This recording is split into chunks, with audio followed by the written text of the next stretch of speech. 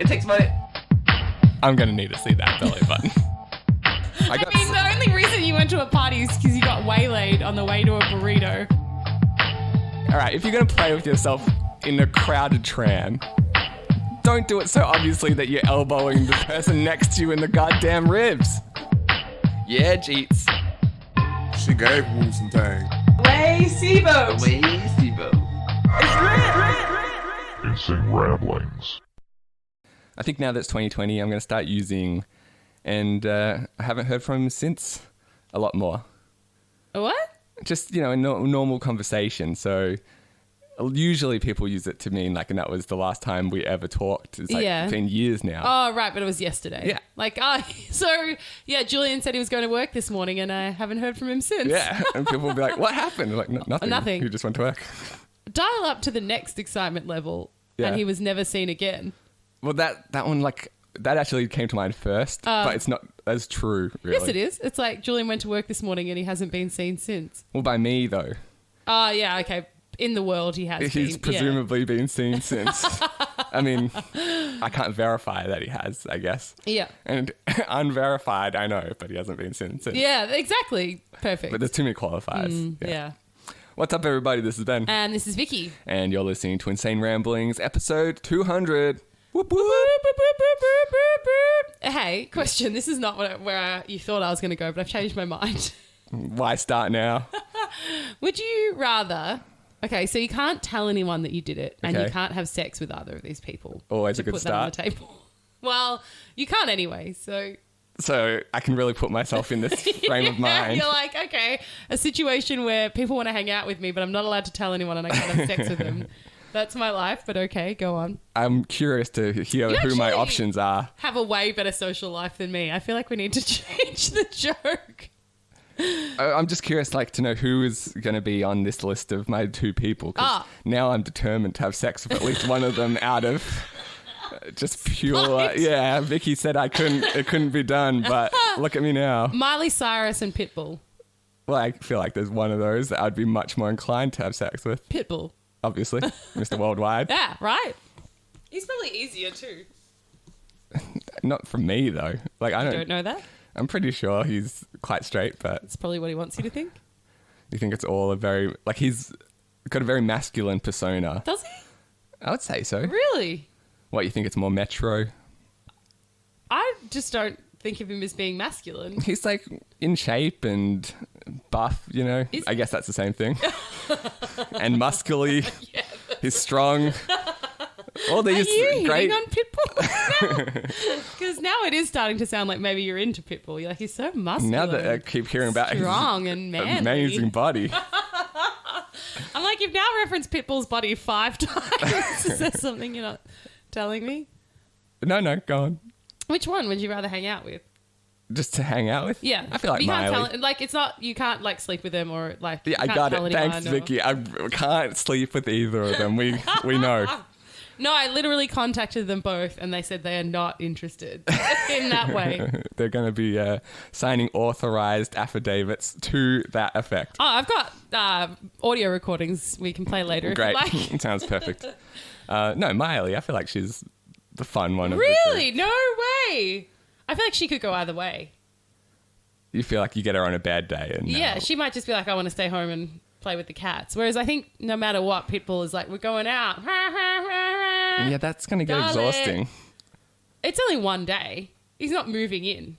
I'm not saying who would you rather have as a housemate. So you're like... Who would you rather have as a housemate? Yeah, I think again, Miley. Even Miley on an off day. Yeah. Is going to be pretty fun. Worst I case... think she is. Worst case scenario, it's like, hey, I hung out with Miley and the pig. And... Is it a pig that she's got? Yeah, I think it might have been Liam. What's his face? Hemsworth? Yeah, Liam Hemsworth. I think he got her a pig. Did you want to talk about his body while we're here? He's strong and manly and buff. Those arms. Yeah. Yeah, basically you said I couldn't sleep with Miley, but I can use her to get to Liam, right? Yes, yeah. Or to get to Pitbull in an about face. I guess you could pick the one you don't want to sleep with. Yeah, loophole it. Yeah, that's right. Like, I choose Pitbull. Give me Miley's number. Yeah. This is a very lit episode of Insane Ramblings. It is our litmus special. It is, yes. Which, for those not in the loop, welcome to the club. We are also not in the loop. Out of the loop. It's a week after Litmus because Litmus was so lit that we couldn't record an episode. Right. So I think originally we stated Litmus was the day between Festivus, which is the 23rd of December, and Christmas, which is the 25th. Which, well done us, dum-dums. It's Christmas Eve. No, we established that. We did? Yeah. Okay. I think we declared that it could be both. Okay. Yeah, Because- it can definitely be both. I'm just saying I thought at the time we didn't sort of tweak. Yeah, so I went back and listened to that episode where we decided the rules of Litmus because in anticipation, I'm like, oh, we better at least abide by whatever we established that one time we talked about it.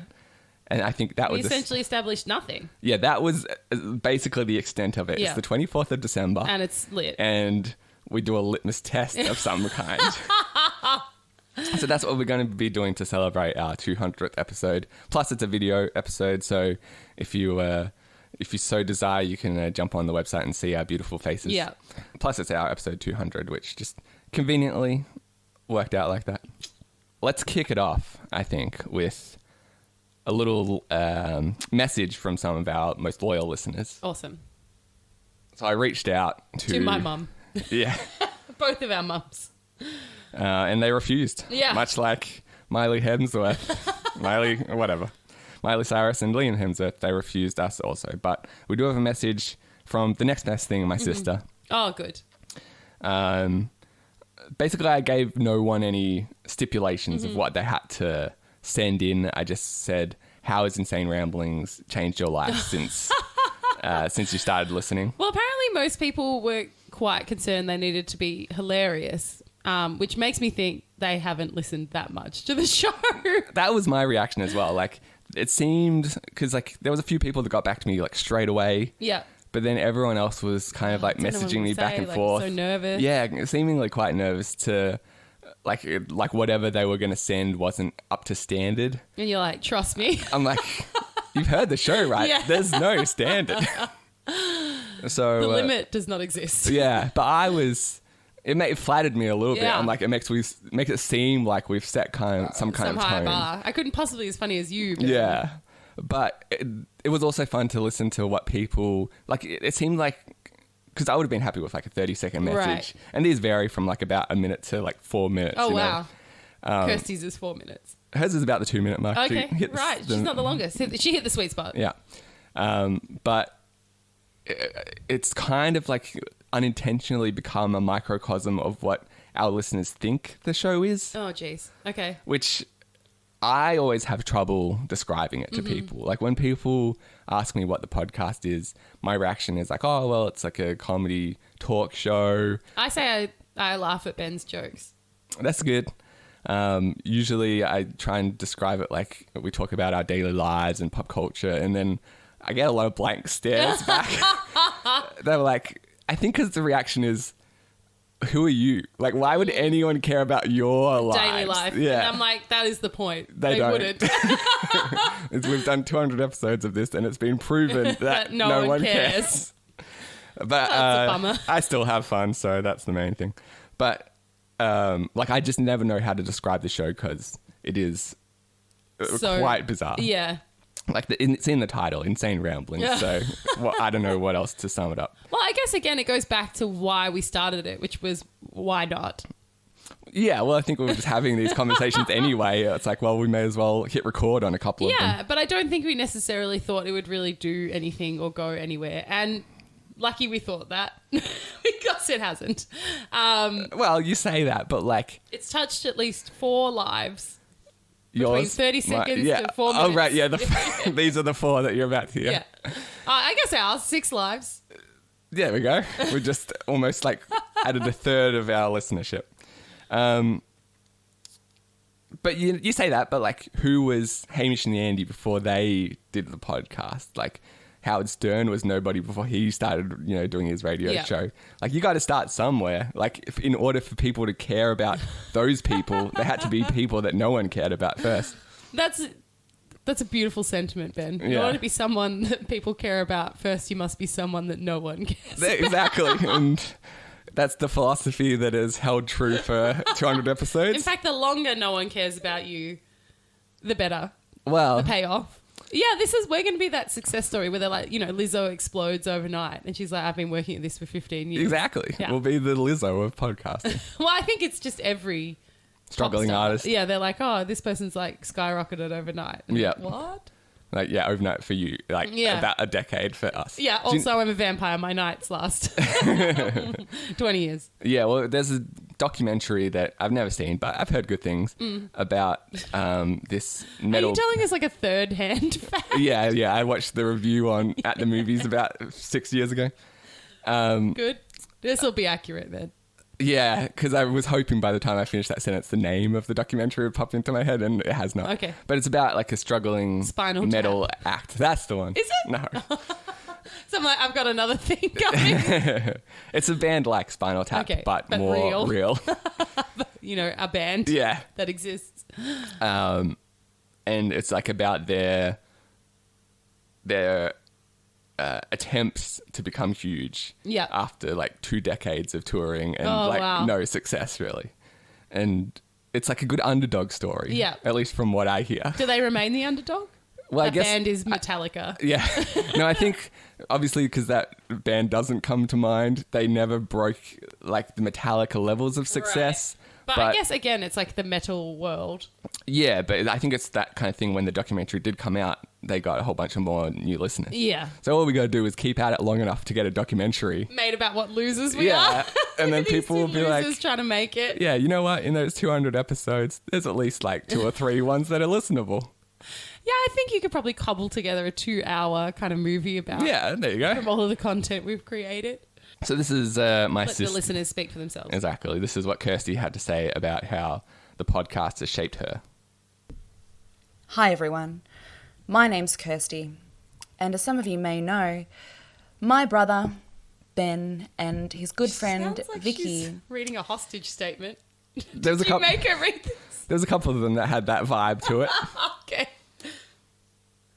Just feel like maybe it just sounds a little under duress and that you wrote it. I think she was going for the relaxed NPR vibe. Oh, really? Yeah. Okay, yeah, middle of the night NPR. Yeah. Also, I hope that everyone that submitted knew that when they were doing so, they were basically subjecting themselves to our heckling alongside because they were doing a very nice thing. Yeah, I'm sorry. But I suspect as we go along, there's going to be a lot of those kind of comments. I'll keep them under my hat.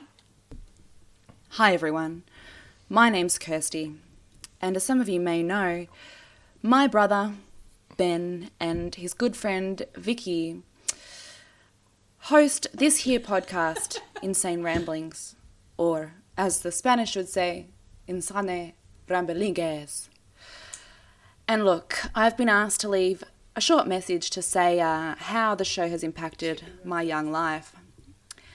And really, what comes to mind when I think of Insane Ramblings is the great inspiration it has inspired within me to watch these 2 dumbasses create such drivel over the course of a 10-year period on a fortnightly basis.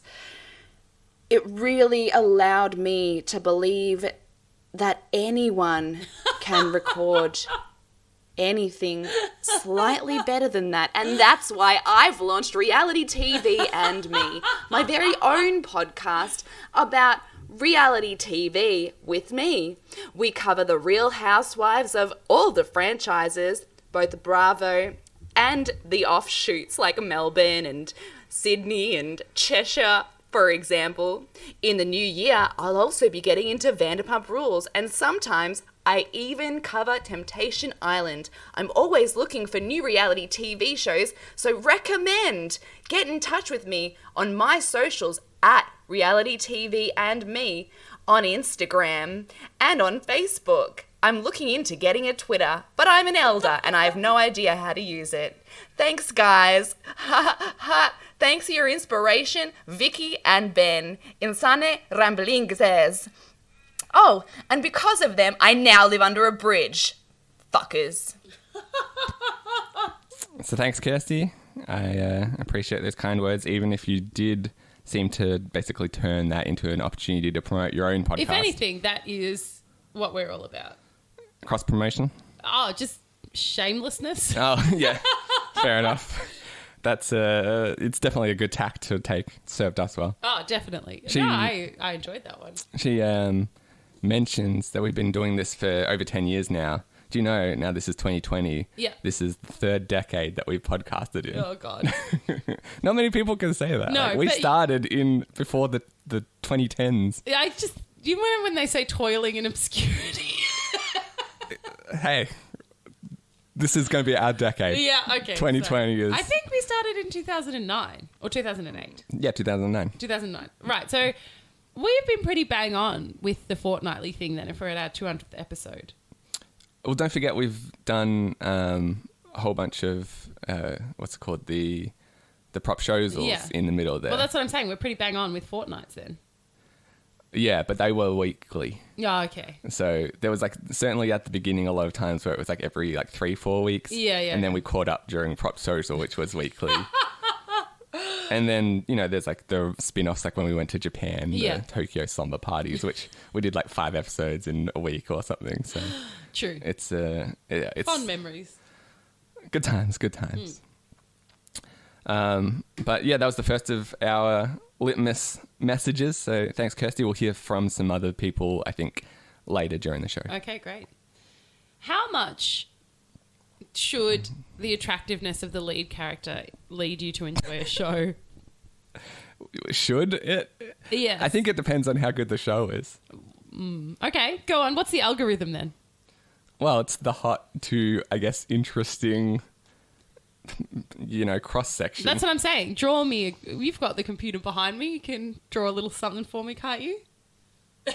It was a lot of effort to get the Insane Ramblings logo even to show up. All right. I do not want to touch it. Okay. You'll just verbally describe it then. Yeah. So show, for example, the show is not interesting at all, but the lead character is extremely hot. I think that would basically, if it's really not interesting, no matter how hot you are, I can't watch it. Really? Okay. Yeah, It's like a bad home reno show, but it's hosted by Gigi Hadid. I'm going to put something like Love Island in that category. Oh, really? Because they get the hottest guys and girls. Yeah. They're strong and muscly and Six packs. Yeah, You should yeah. see the arms. but I guess they're kind of that trashy But hot that's what as I'm well. saying. Yeah, that's a trash level. But just imagine. No, but I'm saying it's- even their attractiveness is trashy. Oh, yeah. They've exactly. got all the fake boobs and tattoos and all that kind of stuff. But it's undeniable that they're hot. They've got Sorry, I got distracted. You can cut this out if you want, but for some reason, every so often, my Fitbit will take my blood pressure. How are you doing? Yeah, Was there just a sudden increase? No, it was just and then it appeared. I was like, Okay. alrighty. I thought you might have been thinking about the hot guys on Love Island for Yeah, a it's second. like we've noticed a spike. Yeah. I did see Check in on her. a photo on Reddit this week for a guy was at his wife's or girlfriend's family Christmas. Yeah. And his Apple Watch was telling him to go do some meditation because they He was sensed so stressed. influx of stress or heart palpitations or whatever it is. That's amazing.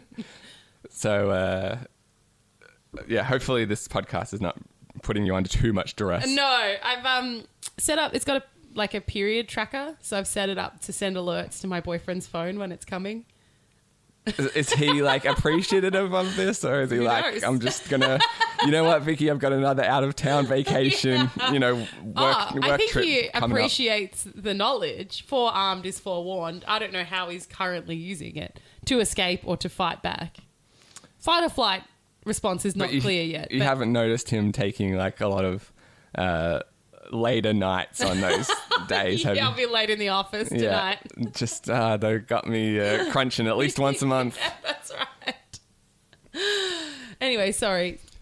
So yeah, even if it's the hottest people Yeah. possible, like you say, a Gigi Hadid walking around in her bathing suit Yeah, all okay. episode, I'm still not going to watch it if it's just not a good show. Okay. What if it's a middle of the road show, middle of the road hot? Like See- it's like basically in the X. Yeah, I would put that the CW network's golden rule is that we're going to have like The show will be okay, and Yeah. so will the looks. we don't have the budget. That'll be their No, the looks will be immaculate. Oh, sorry. The show will be like Okay. yeah, like we don't have the budget to go crazy. Yeah. And so like for those not in the know, this is shows like Smallville and Oh, right, okay. One Tree Hill Right. and So it's like, basically a lot like- of teen drama, Supernatural. The show will be tolerable enough that you'll want to look at these people. Yes. It's like, all right, well, the show on its own is like, I'm probably not going to watch it. Yeah. But because everyone is so goddamn attractive, you've got You won't me. be able to look away. Yeah. Yeah. Yeah, Where but would you put Veronica Mars? that was a CW show. But it's super interesting. That was I would put that as more than that middle was- of the road. Yeah, that was one of the best Yeah. shows the network has done, though. Like, Agreed. you can't, like, you know, also really Oh, that's attract- their far lap. Yes. It's like they're a stable of horses. You can't judge them by just their far lap. yeah. Is that what you're saying? For every Veronica Mars, there's a seventh heaven. Yeah. And so we can't judge by one end of the spectrum. Would you watch Seventh Heaven for Jessica Biel? No, I watched like Seventh Heaven on and off, like very. Well, your girlfriend was into it. I thought you were going to say my girlfriend was in it. I was like, what? Like you blew my mind for a second. Now I'm like, Did you actually? who? Like, well, Oh my god, which one? did I date Jessica Biel? Oh, and what's more confusing? That you dated Jessica Biel and didn't And know forgot it, about it. or that either of your girlfriends were in Seventh Heaven and didn't mention it and you didn't know. Yeah. Like, what you- Either would be scenario, more I mind was- blowing. I couldn't process it. No, like my high school girlfriend, I think she watched a lot, but it was the same situation. Well, that was back when TV had us as hostages. Exactly. It's like you've got holiday programming Yeah. with nothing to do but watch one of these 5 channels. Seventh Heaven is the only thing on, Yeah, essentially. basically. Yeah. It's like this, or you could watch some middle-aged men talking about women Fishing. problems. Like, don't you think that was every panel show? Like, they had like that Beauty and I the... liked Beauty and the Beast. You're the worst. Seventh Heaven was like better than Beauty and the Beast, and that's not saying much. No, they were both terrible. I was a Ricki Lake girl myself. Yeah, I When I kind was of- at home sick from school, it was Ricki Lake that I was hoping would be on. Yeah, and even like I wasn't like, you know, that was again still the best of a bad bunch. But I have like a bit of a soft spot for Ricki Lake. Me too. Like I was thinking about this recently because I watched the movie Serial Mum that she was in, Oh, yeah. which is like an old John Waters film, Okay. and she's got to be like early 20s in it, maybe even a teenager. Wow, okay. And Is John Waters like the weird guy? Yeah. Okay, because I always mix him up with the 16 Candles guy. yeah, John Hughes. Yeah, Yeah, we've had this conversation, I think. And- many times, but it never ends well. I'm always like, oh yeah, I want to watch that John Waters film, and everyone's like, really? Yeah, no. Serial Mum is like one of his more mainstream Okay. films. Like probably, I guess it's like this and Hairspray are his 2 most Oh, he did main. Hairspray. Yeah, No way. I think that like Hairspray sort of finances the rest of the weirdness. zero budget Yeah. stuff that he does, you know, on the side. So, but Ricki Lake was like in a lot of his films. Okay. And like when you're a kid, you just assume anyone on TV or in the media is like an adult. Yeah. But she was in her late 20s when she was doing the Ricki Lake show.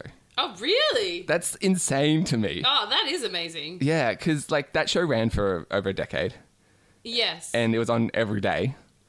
And Oh, she was obviously working hard. yeah, but it's like when I'm like a 12-year-old kid, you just see everyone as an adult. Yeah, that's just an adult. That's But right. now as a 32-year-old who's, as we mentioned, been toiling in obscurity for 200 episodes. Like when I was 28, I don't think anyone would have trusted me to host a daily talk show. Had they, no one would have wanted to watch it. Well, again, if it was the only thing on, all I have to do is be better than Seventh Heaven. So I feel like I can manage that. Well, unfortunately, like on this kind of scale, Yeah. cross scale, you would have to have much more interesting content though, because they have Jessica Biel. But she did though. Like That's what I'm saying. She was. But you're saying I could outdo Seventh Heaven, but you don't have the Biel factor, so your content is going to have to be great. Content is king, and that's why she was like, all right, let's get the dregs of society and have them basically face off against each other. And it was pretty riveting. Like, it wasn't quite as hardcore as what's that other one that was like essentially the same show? Maury? So Maury did have like the paternity test kind of thing going for it, and I think she did that too. But like there was like a whole bunch of them in that era, like Sally, Jesse, Raphael, and God, who's the one with like that TV show Baggage and all that kind of stuff? I really don't know. Is it a woman? No, a guy, like the old dude. Not Jerry Springer. Jerry Springer, yeah. Oh, that's who. I just can't fathom a world where someone couldn't think of the name Jerry Springer. Yeah, no, I was just having a mental blank. Yeah. Like Jerry Springer was kind of her like closest competitor, and Yeah. he went, I'd say, like the extra mile with, in terms of like the freaks. Yeah, he definitely. Well, his was mostly made up as well. Well, I know they had people like bleep out words that weren't swear words. But and I stuff also like think that. a lot of his were just actors. Maybe. I'd probably like hope that was the case, because otherwise you're like, oh my God, this world is doomed watching Jerry Springer every day. And so she like was a slightly dialed back version of that. Oh yeah, she wasn't that bad. No, but like I think that's what it appealed to me. It's like just put some weirdos on stage and let's see what happens. Well, and that is the premise of Insane Ramblings. Thank you for listening. But like because of that, she's not that old these days. Yeah, no, she would only be in her 40s, I guess. Yeah, like late 40s, I guess. Yeah. And so like she's due for comeback. Oh, absolutely. And so I I'm kind of biding my time. Yeah, We've got SBS Food now. Like it's only a short amount of time till there's SBS Ricki. Oh, I thought you were going to say she's got a cooking show or something. I'm No, like, I'm why just would saying- that be the transition? Well, I mean, she might Snoop Dogg it. That's true. Just team her up with like, Yeah. I don't know. Manu. Yeah. I was thinking like, The only I was trying to, food person I can think of. I was thinking John Oliver. I'm like, no, I was meaning to say Jamie Oliver. I'm like, John Oliver probably wouldn't be much help in the kitchen either. You don't know that. Hey, I'd watch a show with Ricki Casting Lake and John Oliver cooking. That's what I was thinking. I'm like, maybe we do put them in the kitchen. Just see what happens. Again, weirdos in unusual circumstances. It's a proven formula. But okay, so what's the other option? We've got the Love Islands, the CWs. Yeah. Right. Well, so If it's like really unattractive people but a riveting storyline, I Yeah. guess is the next part of the continuum. yes, I can't think of an example of that. That's Though. because they don't put ugly people on TV anymore. You have to go back to like the 80s when you're like, I can't believe this person got a major film. I suppose it's like Boardwalk Empire. Yeah, but even then there's like some attractive people. They just Yeah. kind of like ugly them up a little bit. I But, guess I like mean- maybe like a monster, like that Charlize Okay. Theron, Yeah. where it's like even But also, like, I think the knowledge that she's hot. it carries it in. through. Yeah, you're like I know that you're hotter than this. yeah. It's like when they put Leonardo in What's Eating Gilbert Grape. Yeah. That to give him some kind of like dental plate to make him slightly Less attractive. yeah, Because he's supposed to be like a neglected child in the South or something, right. isn't And so he almost didn't get the role because he was too good looking. he? Yeah. which I is hope that happens to me. yeah, one that's what day. you want to hear as like as a child actor. For When sure. I ask for feedback on any job interview, I'd like that to be the reason, please. Yeah, you're like, I can wear a plate if it'll help. I'm sorry, we can't have you in the office. Productivity would be, At all time low. yeah, you're just too hot for the workplace. Like, damn it, not again. So, but you're right. Yeah, like there's some solace in it's like, oh, I know you're secretly hot. Yes. It's just that we can't. That's not right for the role. No. But it's good to know that deep down, if I meet you in person after You're a filming, hottie. Yeah. you are not the mess that you seem to be on screen. Well, my problem is I've been watching a TV show and I love it. What's the show? Like 9 out of 10. Really, really enjoy it. It's not perfect. It's not a 10 out of 10. Mm-hmm. I enjoy it more than Veronica Mars, probably. At the Be cool. moment. I know you're a big fan of I love Veronica V Mars. Mars. Yeah. Well, but I don't know because it might, like, the sheen might wear off because I've just watched it. Sure. So I've been watching The Witcher. The new Netflix season Yeah. series. Yeah. And I can't tell because I love it. Mm-hmm. I really, really like it. Like I said, like 9 out of 10 like it. But I also know that it's not that good. You've got Henry Cavill tinted glasses. I do.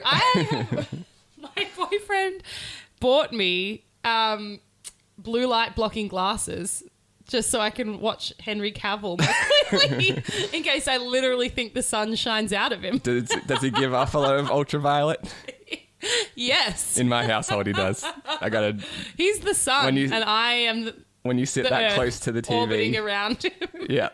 Yeah, I've been sitting so close to the TV, it's disrupting my sleep, and my boyfriend's had to buy me light-blocking glasses.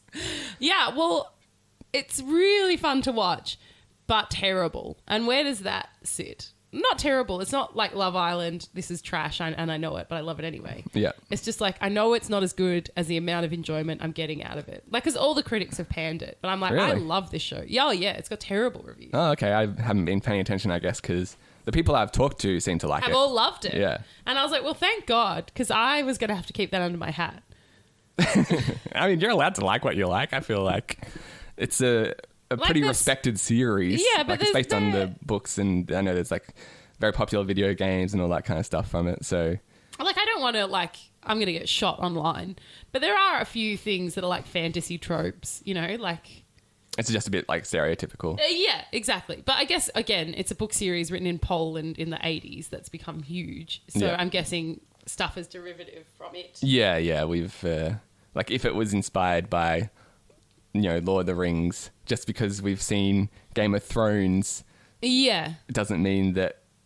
Like, obviously, Game of Thrones was inspired by Lord of the Rings. Yes. This was separately inspired by Lord of the Rings. Right, exactly.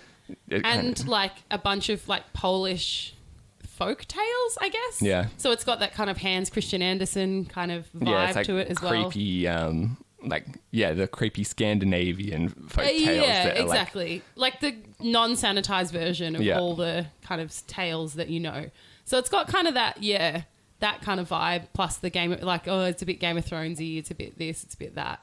But I love it. But would I love it? So do you want to see, if you are watching the video podcast, you can see the light blocking glasses.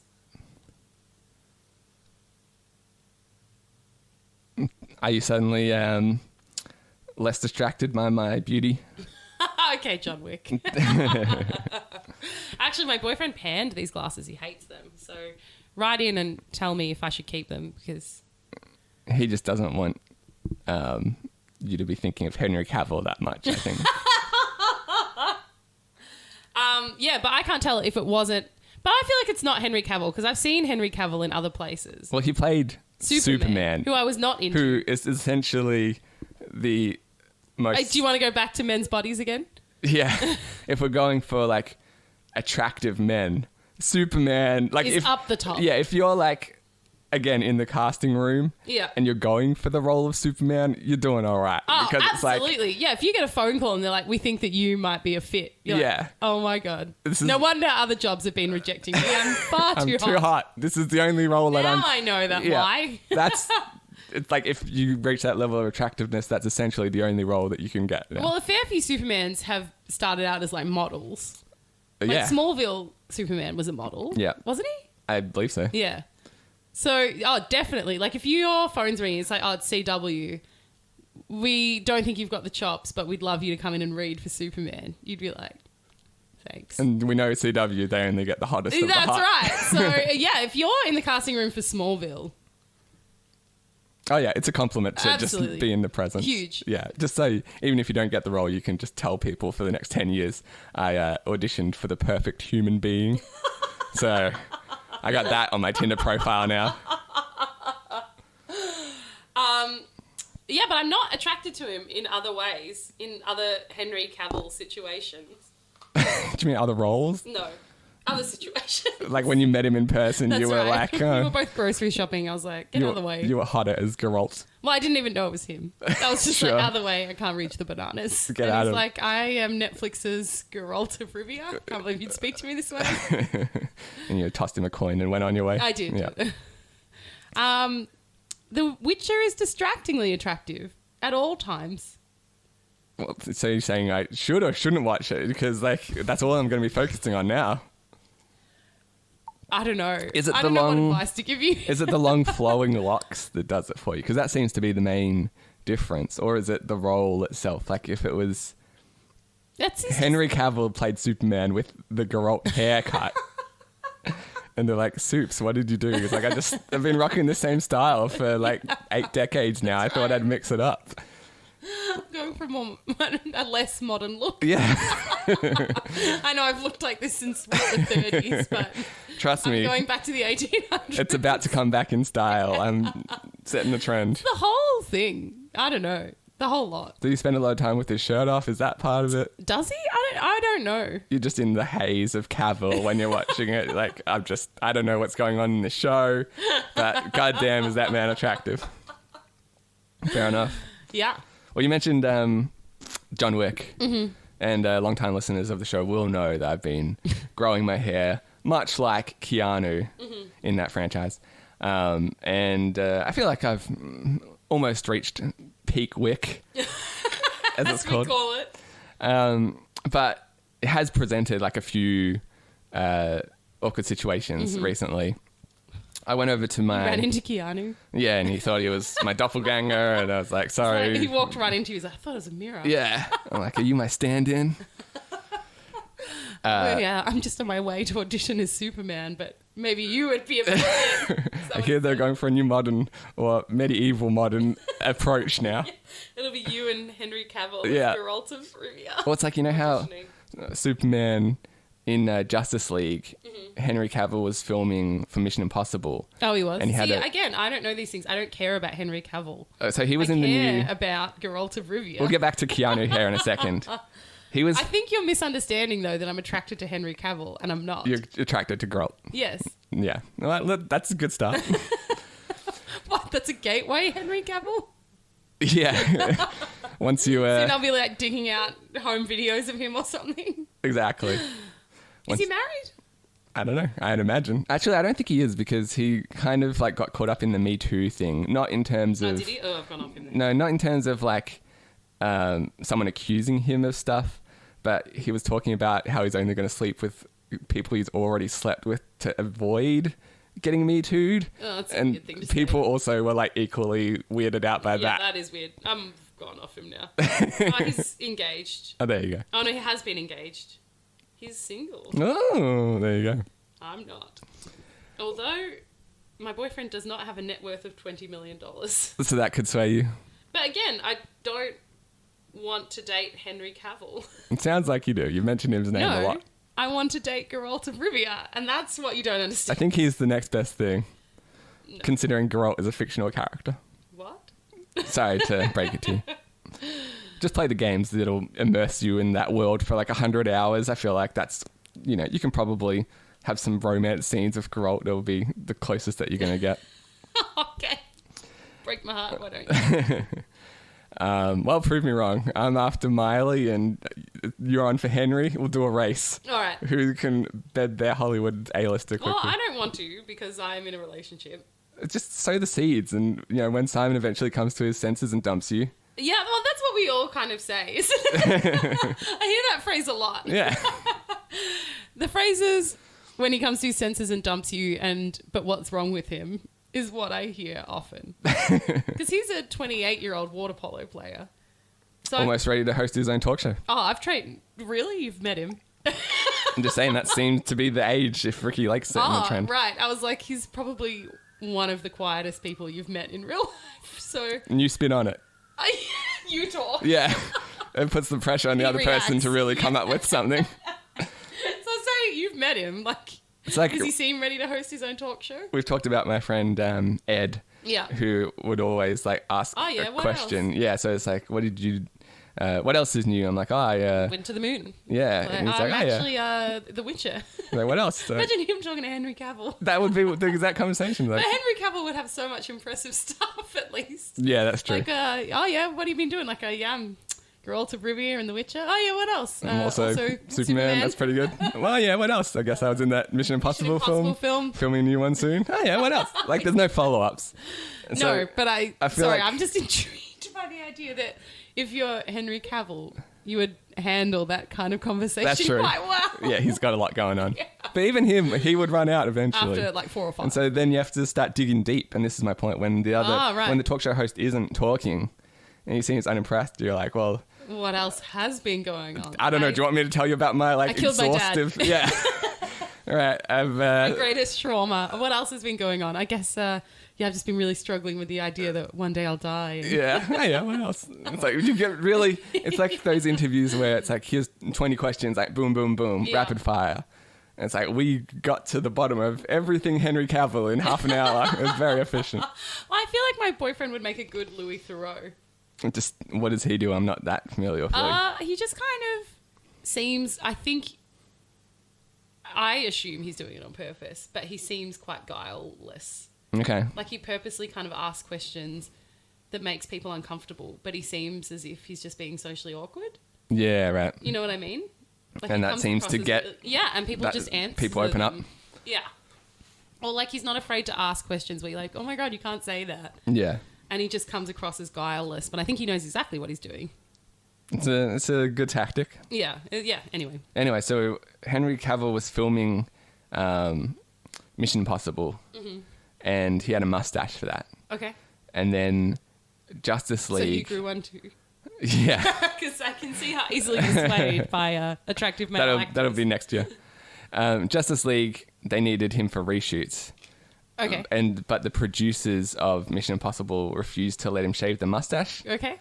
And you'd think that the easy solution is like just shave the mustache and get a fake or something, or like give him like a month or something off to grow it. But they're like, no, we hate you over at DC or Warner Brothers, whatever. Oh, right. So they're like, we're going fuck you. You're gonna have to CGI out the mustache.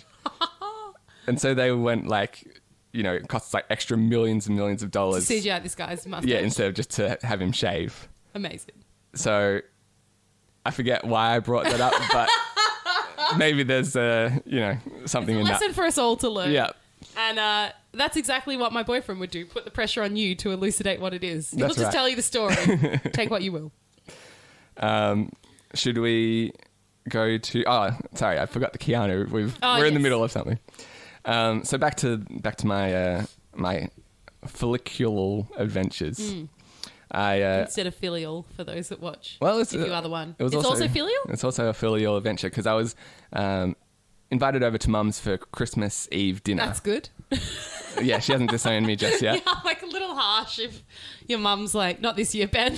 Sorry, I got a lot on my plate and I'm going to eat it all, not you. Got a lot on my plate, not enough for two, though. Yeah. Perfect meal for one on my plate. Right. Just thought I'd have a quiet night in for once. Well, your sister lives there, so it would be extra harsh if they didn't invite you over. It would really rub it in. Yeah. They just send me texts of how much fun they're having. I'd rather hang out with your sister who lives here and don't you come over. It's a housemates only. Sure. So... housemates Christmas. Me and your mum. So she, days before, it's like, hey, are you coming to dinner? Yeah. And... You were playing it cool. I don't know. See what I got on. No, well, I kept clarifying because we were doing on Christmas Day an actual family Christmas with like the extended family for lunch. And so I was like, you mean lunch, right? And she was like, no, come for dinner. Okay. Christmas Eve. Ah. And so like there was like a lot of that kind of clarification leading up to Christmas. And so dinner time, like usually when I bring something to the podcast, it's like because I'm asking for validation. Almost always. I know I'm in the right on this one. This is insane to me. Oh, so this is just venting. And a bit of naming and shaming, I suppose. So she texts me at like about 1:30, maybe 1:45 on Christmas Eve. PM. Okay. And I had like a half day at work, so I was kind of just on my way home. And she's like, the ham is in the oven, it'll be done by 2:30. Whoa. I was like, 2:30? Like, that's an early dinner. That's what I was thinking. Ah. And she claims that in Canada, this is always her go-to rule. Oh, of course, because she's from Canada. She's like, oh no, in Canada, dinner's 3:00. Yeah. I'm like... Because it gets dark so early. Right, we're going by Toronto time. Yeah. I meant dinner yesterday, their time. Yeah, exactly. Or you could go with no. On Christmas Eve, they have dinner at 4 p.m. because it's dark by 5. Her claim was basically dinner is whenever the food is ready or something like that. Like, dinner's some kind of anomalous... rule, I think, in general. But dinner... But you can't... I am on your side. I don't have a strict dinner time. It is when the food's ready. But I feel like dinner is like a speed limit. Like, you don't have to go at 60, but you can't go over. You know what I mean? So you can have dinner after 5. It doesn't have to be at 5, but you can't go before 5. Maybe if you're like in an old folks' home or something. Like 5 is my limit. Well, before that, it's afternoon tea. Yeah, because like you would actually like. I was gonna. She said, "I'm just so flustered by this because I was." No, I'm just saying that I think yes, dinner is when the food is ready. Yeah, if you go put to that on a piece of art. If you go to if you go to a restaurant, you can't show up for dinner at 2:30. That's right. That's what I'm saying. I think the earliest you can show up is 5. Yeah, I'd give you a 5. And Which even that, is going early for me. I would have said 6, but yeah, I was counting in old people. Yeah, mentally I was probably aiming for about 6. Oh, absolutely. If not like 7:30 for dinner. Yeah. Because our place dinner is almost 9 o'clock usually. Yeah, I've had like... Probably why I'm 20 kilos overweight. But well, that's because you also have 11sies and brunch. And that's right. We got to push it out. Yeah. Still recovering from the evening sup. And can't wait for the midnight snack afterwards. Yeah, that's right. And then the nightcap. Yeah. Anyway, that's why I'm not sleeping much lately. I don't know if I've mentioned it. So I hadn't had any of those meals leading up to dinner. So basically I'm like, oh shit, I grabbed as much stuff as I needed to stay the night and basically ran out of the house to get to Christmas dinner in time. Mm-hmm. And then when I got there, I took off my hat and proceeded to get heckled by my mum for... I like that you took off your hat. It sounds very Christmassy. You sound like... Like I was going to like a formal... Who's Tiny Tim's dad? I don't know. Tiny Tim, I thought was an orphan. No, he's like Jim Cratchit. Okay, I've not seen a Christmas Story, obviously. I guess. Christmas Carol. Whatever. No wonder you can't see it because you can't find it in the DVD stack. I feel like if I went to Blockbuster and I looked up A Christmas, you'll be able to find the correct film. Anyway. And so, Bob Cratchit. Sorry. Sure. So I took off my hat and It Mum... just sounds like you doffed your cap I did. for Christmas. I doffed it good. And... Not as good as The Witcher. Sure. And she was like, oh... And it's like she starts commiserating to my sister. Oh. She's like, you know who Ben looks like? Oh, no. And Kirsty looks at me and she's... You were like, come on, John Wick. Yeah, I'm going for... You're like, I know who I look like. Straight up Keanu. It's Keanu. Yeah. You're like, let me jump in here. I'll don't flounder. I'll give you some names. Right. Let me... Keanu, Geralt of Rivia. You're too short for Geralt. Ah, sorry. Geralt. Hair, not humanly. I don't know how tall he is. Okay. Let's look it up. Not important. And so Kirsty's like, oh, don't tell him that. And so now, like, because when Mum said it, like, it could be anyone. But now I know that it's not a great compliment. Why? Because Kirsty's like, don't tell him that. Like, Oh, she says shit. it like she also knows exactly who Mum's talking about, and it's no one great looking. And so... Babar. TV's lovable elephant. The elephant. I probably would have preferred the elephant, to be honest. Because, by the way, I don't know who they were really talking about, but from what I could gauge by their exasperated conversation, I looked like some kind of doofus guy on a British TV show that they were watching. Oh, like basically a slapstick kind of comic relief character. Right. And I'm like, smooth the rug, Kirsty. He's going to trip over it on the way in. Exactly. And see, I blamed Mum because I had to just run out of the house. I didn't have time to do my hair for Christmas dinner. I thought I had at least 3 hours up my sleeve. So you can't... I'm just saying you can't have it both ways. The ham was ready before you were. It definitely was. And then I went to the beach yesterday, or no, a couple of days ago. Don't need an umbrella. I did not. Because you got hair. That was the joke. Oh. Well, I don't think it was clear. Sure. Should we go back and try again? I was confused. I was just going to roll with it. Yeah. You're already covered. Yeah, that's true. Definitely the back of my neck and my ears. I have been using less sunscreen this season. I'll give you that. So was it an economic decision? It wasn't, but it's proving I saved money on haircuts at least. I've saved literally $80 a year. Yes. Everything's 2 coming up haircuts then. and a little bit of sunscreen. Yeah, but it's got its downsides as well because I went to the beach and it was beautiful sunny day. Mm-hmm. But of course, by the time I get there, this wind kicks up and the clouds roll in, and now like the sand is like blowing against me, like it's like every little grain is a bullet. No, what's that? Sandstorm. You did the wrong bit of the song. Sorry.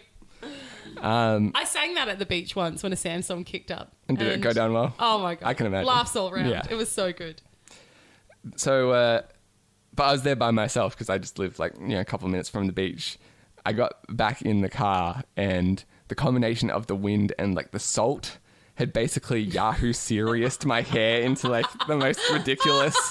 Because I was like walking around on the beach for like half an hour, like, dipping in and out of the ocean. Yeah. But like I got back. So you didn't get the cool like beach waves that you read about in the girls' magazines? Yeah, like all those Instagram influencers like taking photos of their butts were not looking my way because I looked like freaking Einstein. It was ridiculous. So I'm just saying, if you're thinking about growing out your hair like me, there's some downsides. Okay. Yeah.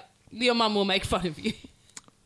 For one, and women will flee in public. Yeah, you won't get the summer reaction that you're hoping for. I wanted to quickly just expand this thought for a minute. Go on. So, having looked up Henry Cavill's height, as you're a man, Sure. right? Last I checked. Yeah. So I've got my other best friend and my boyfriend are all both really tall. Okay. Quite tall. And so, do you find that height is a source of superiority? I feel like because I'm probably average height. Right. Like, I don't really think about it that much. Okay. If I was really short, then it seems like short people are really hung up on Conscious it. of Like it, short yeah. guys, especially. Yeah. Like, I'm sure you're familiar with that bagel bus guy that recently. I'm not. Oh, there was a guy in New York who went into like a restaurant, or I guess it's like a cafe or something called Bagel Yeah. Boss. It's like a bagel chain. Yeah. And he started getting into this fight with this dude over his height. Okay. And like the video went viral, and the guy just like one punches him and like he goes down. And it's Wow. like, it's a good video because it's like the dickhead guy getting what he deserves. Yeah, I haven't seen it. But like basically all you need I've been to know. watching The Witcher. Yeah, sure. All you need to know is that the dude was like 5 foot, or like maybe even like, Smaller. Yeah, he was like a short guy, and it seems like, because I heard an interview with this dude afterwards, he's super fixated on it. Right. And it's the kind of thing, like, even I know girls, when they're swiping through like the dating apps and stuff, like the height is like really important in that kind of context. Yes, it wasn't for me, but I guess it seems to be like a trope about women, but I never really cared. Well, I think But I'm not that tall. tall women Right. want like a guy who's taller than them. Well, I'm 5'3", so So that, again, you don't really think about it. I No. think it's the same kind of situation. If there's not going to be a man who's shorter than me, Yeah. generally speaking. and if he was, he's probably not like much shorter than you. So it's Yes, that's right. Yeah. He's within 3 inches. right. Personally, I'm tall enough to go on roller coasters, And that's and all that really matters. I get to tower over 50% of the population. That's fine. I'm Are not those people women?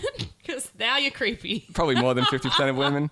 I'm not tall enough to like bang my head on too many door frames. Okay. The one annoying aspect is my car, like the roof, like the windshield is really low. Mm-hmm. So like if I'm wearing a hat, I have to take off my hat in my car because it's like the peak. But that's the extent of Like your height-related annoyance. yeah. So really, like day to day, it's not something I think about. But like, I think if you're one extreme or the other, it's So- much more of an issue. Yeah, my other good friend, who's a man, is really tall. And we were trying to work out if he's taller than my boyfriend or not. And they've met, and he's like, no, I know that I'm not, because if he had been taller than me, I would have felt defeated. You found someone taller. It's clear I'm no longer needed. Yeah, well, I don't even know if it wasn't so much about me or my affections. Like, Yeah. we'd still be friends, just on some sort of internal level. The masculine hierarchy. I don't know. Yeah, he would have been defeated. What if you get your boyfriend platform shoes for the next time that they meet? I'll get him stilts. Yeah. Make him 9 feet Nah, tall. I feel like it's got to be subtle. So like he actually believes, even if it's for like 30 seconds. He's just like, oh my God, I've been defeated. Yeah. Yeah. Just So throw apparently him that's for a what he loop. said when he meets a man that's taller than him, because he would be 6'4". Okay, My so friend? it's not just when he meets like your partner, it's any guy. Any man who's taller than him. So he likes feels to be defeated. he likes to be like the tallest guy in the room. Well, he's used to it, I guess. Yeah. And then when he meets someone who's taller than him, he's like, "What is this fresh hell?" And his heart sinks. That's why he doesn't hang around a lot of NBA players, I guess. But my boyfriend is at least 6 foot, if not. I think he's like 6'3" actually. We don't really talk about it. But he's taller than Henry Cavill. You make it sound like it's like a sore spot or something. It's like we don't like really to talk about it. Mention his height. And you know what? I never heard from him since. I texted him and asked how tall he was, and I haven't heard from him since. No, but he would be taller than Henry Cavill, and I think for some reason he'll find the fact that I'm really attracted to him a lot less threatening, knowing that. I can see that. Really? I'd believe that. Like I got at least one physical attribute up on Superman. If Superman and I both go to ride a ride, I know for sure I'll be on. Yeah. Not so sure about him. Should we? I've got one physical attribute up on Superman. That's all it takes. What would yours be? Hair length. No, he got longer. Sorry for the picture. Yeah. I mean, is that his actual hair? That's probably like a wig of some kind. Like I assume he's got extensions. Natural hair length. I've got up on Superman. Okay. I feel like you would go with like sense of humor or something. That's true. Superman famously unfunny. Well, he's just not known for it. No one's like, oh my God, Superman was here. People were rolling in the aisles. But I guess that comes with the advantage of if he ever told a joke. They'd be like, oh my God, now he's funny too. Yeah, like that would go down a treat because it's like, oh my God, I didn't expect it from him. Yeah. Then, you've got a quota to keep up. So what you're saying is be hot and not funny and probably you'll get praise. And just be hot is all you need, really. That's a good... As the Beatles famously sang. Be hot, that's all you need. Yeah. Should we dive back in to hear what our listeners have to say? Let's go for it. Let's go for this one from Curt, who long-time listeners will probably remember he showed up on episode 100. Yep. So let's keep that tradition going. Keep it alive. We like to hear from him every 100 episodes and no more, no less. G'day, Ben and Vicki. Curtis here. Went in the Just car. thought I'd give you a bit of a message, given that you've come up to a bit of a milestone episode. I've been listening to your podcast now for many, many years, so I've become a bit of a fan. Better be Usually 10. a smartass on the Facebook page that leaves quirky comments. So I figured I'd let you know what happened to me this year. Oh. So I've always listened to your show, at work, and I do find myself, especially when you two are both talking about a topic that you're getting wrong every now and again, and I find myself chiming in. Unfortunately, what I didn't realize at the time is I was doing this out loud. And so eventually work, while concerned for me, decided to send me to a shrink. And I was diagnosed with multiple personality disorder with a bit of schizophrenia on the side. Damn. Long story short, I'm now living in my car under a bridge, but I do get to listen to the podcast, so life's pretty sweet. All right, congratulations, guys. See ya. The people who live under bridges? Yeah. I mean, it's correlation. There's no causation. it's just, this is, yeah. I like to think purely coincidence. the other way around, that when your life is that tough, you still want to hear us to brighten it. That's what I like to think. Yeah. He seemed pretty excited that he still got to listen to the podcast. Mm-hmm. And clearly a man on the move. He's still got his car. Yeah, I know. I'm like, well, if he's living in his car, he's obviously making the most of it. Yeah. He's multitasking. Yeah. Doing his messages while he's on the go. All right. It's Litmus after all. We should Okay. probably celebrate. Mm-hmm. We don't know how, so how do we celebrate Litmus? Oh, what's this? So obviously the giving of gifts is a key aspect of Okay. every, big holiday. But I've given you the gift that keeps on giving, so I'm giving you that. The alien head. Yeah, I'm giving you that again this year. Oh, appreciated It's it. the gift that keeps on giving. Because I didn't really respect it the first time round. Maybe I should rewrap it and you show the gift the respect it deserves. Sure. So, My Christmas gift to you will be you learning gratitude. what a life lesson. It's a litmus lesson. Yeah. So while we're still... That's one of the traditions of Litmus. I'm just making it up now. Yeah, well, I you think... re-give someone a present you already gave them that you think they didn't appreciate enough the first time. So they get to take it away for a month. So is this alien head is going after this Next podcast? litmus. Oh, okay. I'm sure I live in a very small apartment. We're hoping to move. Oh, you're not So- going to take it off my hands for a year?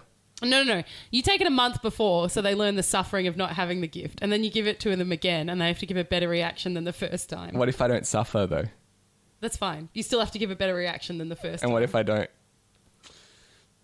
Punch in the face. Jeez. I'm not sure. Harsh punishment. I haven't thought that far. What do you think? If you don't show enough gratitude for the item, Well, then it probably being says gifted it's again. not a great gift, does it? No, this is well. You have to learn gratitude at Litmus. Or fake gratitude, at least. Yes, Litmus is about showing fake affection. that's right. But what if I, like, am too good an actor, and then you, like, oh, Ben really loves this present. Now... That's okay. Here we go. If you appreciate all of your Christmas gifts enough the year before, you don't get one re-gifted at Litmus. You get something new. See, I don't... That's your punishment. I feel like running the risk of looking excited about something you're not actually excited Mm-hmm. about, people will, like, see that and want to give you more of that thing. Mm-hmm. Like, for instance, I got Vegemite for Christmas. I don't eat Vegemite. No, you don't like it. Yeah. Sorry, every time I've heard you tell me this about 5 times and it's still good. And, like, I appreciate that thought was given, you know, my... It's nice to get a gift, etc. They were, kind enough to, like, give me something. Yeah. But it's not like I've ever expressed the love of Vegemite. Now, if I went over the top and like, oh my God, thank you, I love Vegemite so much, I'm going to get Vegemite every Christmas from now on. Well, And do you want it that's- at Litmus or Critmas? That's not a risk I can afford to run. Well, then you'll be getting it for Litmus till you appreciate it. I You don't- only get a new Litmus gift when you've sufficiently appreciated all your previous Christmas gifts. How do I get out of Litmus? You can't. You can't. It just sounds like a way for you to give one gift and never have to buy another one. Funny you should say Yeah. that, given that I didn't get you anything and the alien head is here. One of the things that I really enjoyed, because as I mentioned, it was just like Enjoyed or endured? a bit of both. Oh, I had endured, that's all. I said enjoyed, but Oh. my mum enjoyed it. It was just for Christmas morning. It was just me, her, and my sister. Okay. And Classic. so The fam. we were doing the whole... What were you expecting? I'm just saying, like, a lot of people have, like, a giant family Christmas. so Oh, it's like, right. Okay, no, we don't either. So Yeah. that was like, and... Who's that? Drew Carey.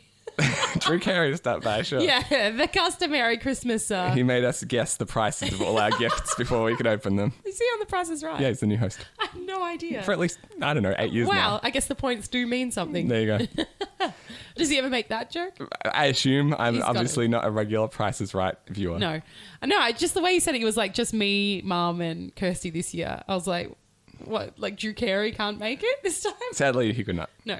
Prior commitments. But one of the things that I appreciated about that You also spent Litmus with your mum, as it seems. I did, that most families I don't think get to enjoy when they've got like a giant group of people. Yeah. Is that it turned into a bit of a roast with every gift. Because like the stocking stuffers especially, like do you do that? No. Because what Mum seems to have turned stocking stuffers into is Just anything you need in December. Yeah. Yeah. If there's something like minor that she was going to get you, Well, yeah, if you run out of toothpaste on December 21. she got me toothpaste. Oh, did she? She got me toothpaste, a toothbrush, and like those little picksters that like are like Oh, yeah. toothpick kind of Yeah. things. But the I toothpaste, don't like those. I'm a floss gal. she got me the charcoal toothpaste, Ugh. which is like the black one that Yeah. I was reading like literally 2-3 days before, that provides you no extra advantage over regular toothpaste. It's Unless just black and gross. It just makes you look like a demon, which Yeah, is its basically. benefit. So maybe If you want to scare your roommates. there's something to that. But this is the kind of feedback that we would give to Mum after every single gift You're was like, unwrapped. I just read online that this is completely pointless. Yeah, I mean, my sister would just look at each other befuddled and laugh at her and, you know, basically roast every single item that was in the Amazing. stocking. What did you get? What are some of the highlights? Like I said, like toothpaste and shampoo and like the things that if I was giving stocking stuffers to a kid, candy is always good. Yeah. Well, I feel like, are we talking kid, like, or you? Well, I would still appreciate candy if like she's No, going to but give you're me... saying, because to a kid, like, you just go nuts at the $2 store and they'll love it. Like, there's kind of little crappy toy things. No, I wouldn't do that. Really? Like I loved those as a kid. I got my mum a phone. Your mum's not a kid. I know, but this is like the one thing I put like essentially in her stocking is a phone holder for her car. That's really helpful. That's handy. I need one of those. But it's like it was like Hope $8. that's in that envelope. It is not. It was like $8 or something. Right. It's not like an Amazon? expensive gift. eBay. Send me the link. Will do. It's not an expensive gift. It's like small enough, but like basically the way I see stocking stuff is it's for when you're really young, for the parents to get like an extra hour sleep. And it's like, here's so something here's that some the crap kids to play with for 2 hours. Yeah. And when you wake up at like 6 a.m., when you like still look, Barbie's on a caravan adventure. Good. Yeah, right. You've got like something to distract you, so I can get up at like 7:30 instead of 6. Yeah, exactly. And somewhere along the line, it's just become here's some shampoo. That you needed. Yeah. And so yeah, we don't do stocking stuffers ever. We never have. Well, that's kind of if like the standard is so low. Just cut it out.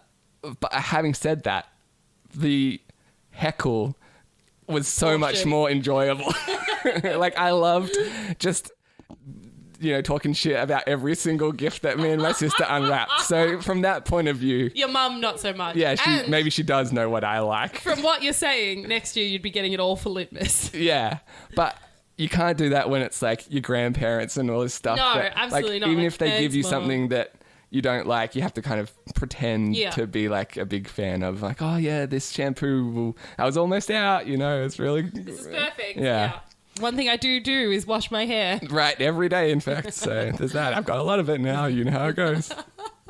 So basically here is my litmus gift to you. There's the envelope. Merry fucking litmus.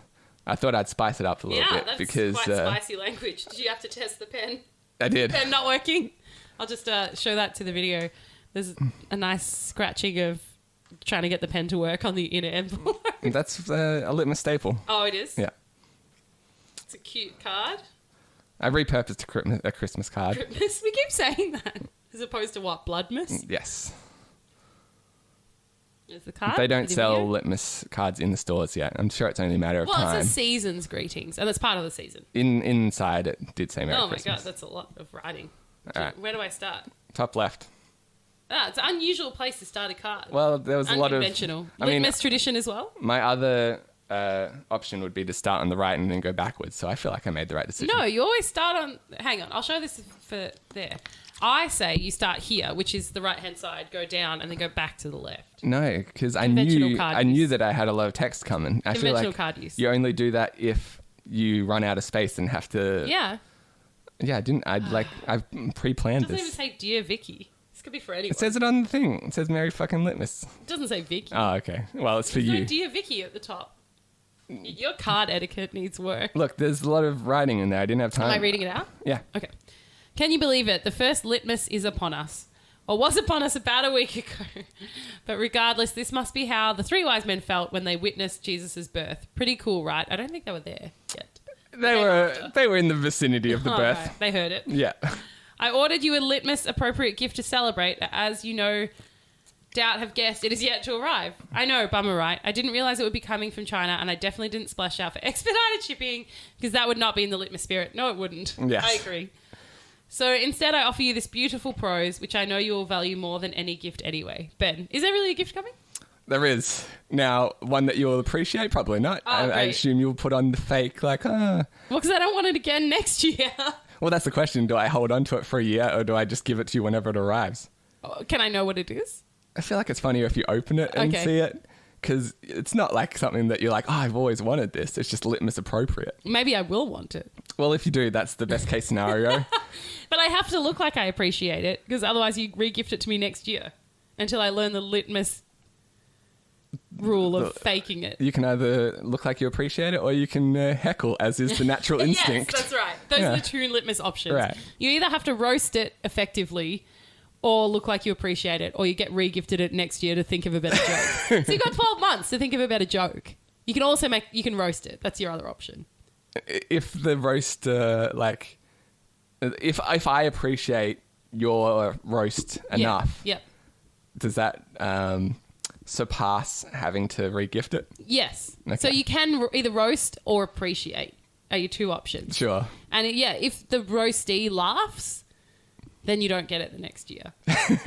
All right. Good to know. The litmus trials.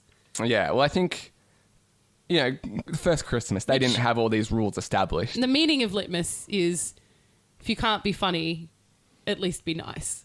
Fair enough. That's a good meaning. That's a good rule. Like I was saying, the first Christmas, they didn't have all these rules established. No. So I feel like, over the next few litmuses, we can slowly work out. Jesus had 33 years to There you go. shape the holiday. I was thinking about that recently because I'll be 33 this year. Oh, shit. And I got Crucified time. I got about 7 years to work out how to turn water into wine because he's got a lot of... What? Well, that's what he was doing, or performing miracles. No, he died at 33. You're behind. Well, that's what I'm saying. I've got to reach Jesus levels in the next 7 months. Oh, I thought you said 7 years. I was why do you have so much time? No, I've got 7 months to... That's essentially the length of his ministry. So yeah, I guess if you start now, you're on par. Yeah. But the end is not great. Just be aware. No, I know. I'm just trying to, if I was on pace with Jesus. Yeah. No, I know. You'd be starting about now. But also, are you aware of how the story ends? I don't know how familiar There was a blaze of glory at the end, I assume. Yeah. Yes. Sure. That's right. You know him better now as John Candy. TV favourite. He burned fast and bright. Yeah. I don't know that you want to start yourself on this path. No, but I Maybe don't... pick up just, a picture Bible or something just so you're aware. Just to see the ending. Yeah, I always get distracted I can tell. 3/4 of the way through. The real Bible might be too hard for you. Just go with maybe a little comic book version. Sure. Just so you know what you're getting into. No, it's I don't intend to go out like Tupac either. No. But when I was in my But you're trying to live up to it? well, that's I did not know that. when I'm 27, I'm Yeah. like, holy shit! Tupac had recorded 300 songs by this time. I've only recorded one terrible parody. I've got a lot of... Well, Adele is my age, and I'm like, boy, puts things in harsh perspective, doesn't Yeah. it? So, I don't know. And There's now just she's way... I mean, she always has been. But now it's just cemented the fact that she's way hotter than me. That's why... Is she slimming down or something? Yeah, she's smoking. okay. I mean, she's always been beautiful, but yeah. But now she's even... Thin and beautiful. She could potentially woo Henry Cavill. Oh, my God. What a power couple. I don't know. Henry Cavill now, because I was Googling him a little bit and reading about him. He sounds like kind of a knob. Sorry. I feel like that's the kind of attitude that gets you to a Hollywood A-lister. Thinking he's a knob? No, you got to be a little bit I thought you meant that now by thinking he's a knob, I've heightened my chances of dating him. I'm like, wow, it's really backwards No. than it is for normies. Because usually thinking someone's a knob decreases my chances. If you're, for example, a CEO of a company or something like that, you got to be a bit of a pushy Wheeler character dealer, to get your way up there. You don't make it to the top without stepping on a few toes. And I feel like that's probably the same in, if you want... Hollywood. Yeah. No, it doesn't sound like that kind of knob. Anyway, I just unless, don't think we'd get along. Everyone talks about Tom Hanks being Hollywood the nice nicest... guy. Yeah. But that's so amazing because he is the one exception. That everyone else is everyone else absolute is nightmare. Right, there's Steve Jobs who was ignoring their child for the majority of their lifetime and stuff like that. It's all right. Yeah, who's the person who just paid to not know their child? Probably everyone. No, I mean, yeah, of course. I'm sure my parents wish they could have done that. This was an option. Holy shit! Why didn't you tell me? Mum was like, I just tried to uninvite him for Christmas Eve. I didn't know I could just actually pay a service. I thought, I'll say come for dinner, and if the ham's ready at 2:30, there's no way he'll be making it in time. No, is that an actor or something? Yeah, someone famous, but I can't find it. But do you know the story at all? That's the They just disowned their kid, but why do you have to pay for that? Can't you just be because we never otherwise... spoke, and that was the last I ever heard from him? No, because I think it's a child. Oh, right. So you have to give the parents something. And they're like, here is a massive lump sum and I will have nothing to do with it. They're passing them off on a... On the mum. Oh, okay. I thought you were saying both parents gave them to some kind of nannying service. No. So, the story... Look, this is a very Chinese whispers story. But someone in Hollywood, the father just gave the mum a bunch of cash so they didn't have to see their kid. Yes. Yeah, I gotcha. I mean, yeah, whoever it is, that doesn't strike me as a big surprise. I want to say it's Here we go. not Billy Zane. Liable incoming. 3, 2, 1. Yeah, that's right. Not Billy Zane. All right, we're narrowing it down. He's out. Billy Baldwin. No. Zayn Malik. No, stop it. The guy with the crooked nose. The guy from The Punisher? No. John Bernthal? No, he's also in Zoolander, but he's not Zoolander and he's not Billy Owen Zane. Wilson? Yes, I think it's Owen Wilson. Why do you have him and Billy Zane in the same portion of your brain? Did Because they like... are in Zoolander together. Ah, okay. I guess it's been a while since I've seen Zoolander. Billy... Yeah, there we go. Owen Wilson, the anti-Billy Zane. Owen Wilson refuses to meet his newborn daughter, Lila. And does not want to share custody. Okay. I mean, was the kid an accident? And that's what it sounds like. I don't know. Should we dive back in to hear what our listeners have to say? Yeah. So, long-time listeners may remember a recurring character on the show that we like to call the Milk Thief. Oh, yeah. So, He's carrying the show, if anything. The show revolves around him. Sure. He's basically the Robin Hood of his office, where... All stealing from the rich to give to himself. Yeah. So he takes milk that is about to expire and just... Turns it into wine. Yeah. I really got to talk to him. And I reached out to Milk Thief and he provided a statement. A statement about how Insane Ramblings has impacted Is his... he behind bars? Well, let's find out. Okay. Hola, lechero bandidores. How has Insane Ramblings impacted my life? Because I know, Let can me- you pause it? I know who it is. Mm-hmm. Like, I know the person in real life. It's amazing that he's disguised his voice. Well, I offered to put it behind one of those Like police... voice-changing things. Yeah. But he went a different route. So... I love it. I think his route is the route we should all take. Let's put it on Google Maps as Yeah. the route to follow. Well, speaking of Billy Zane, yeah, he sounds a lot like Zorro. He does. Anyway, sorry, I really enjoyed this. Hola, lechero bandidores. How has Insane Ramblings impacted my life? Let me count the ways. More people know about my noble crusade Can to you steal pause the... it? I really wish that I could reveal his true identity because it's so funny if you know him. It could not be more opposite. Don't give it away. It's just... You're saying he's not really a Spanish bandito? Oh, it's just amazing. If you knew him, the amount that this is not him is hilarious. But go on. It's weird that both Kirsty and him went with the Spanish route though. She said something about, as they call Insane Ramblings. There's a lot of weird themes emerging that people Yeah. live under a bridge and speak Spanish. I didn't realize We were that. so big in Spain. Yeah, I didn't realize that. We're obviously subconsciously giving off these vibes. That's right. People know about my noble crusade to steal the milk and keep it for me. The Calcium Knight stays one step ahead of his adversaries, and I've had to give up my home and live under a bridge. Happy 200th episode. Enjoy a tall glass for me, and never stop running on Monday afternoons. Adios. Never stop running on Monday afternoons. Yeah, I was hoping you would understand No. that reference. All right. Sorry. We must have said something about it, but, there's 200 episodes. I can't be expected to No, memorize not at all. every minute.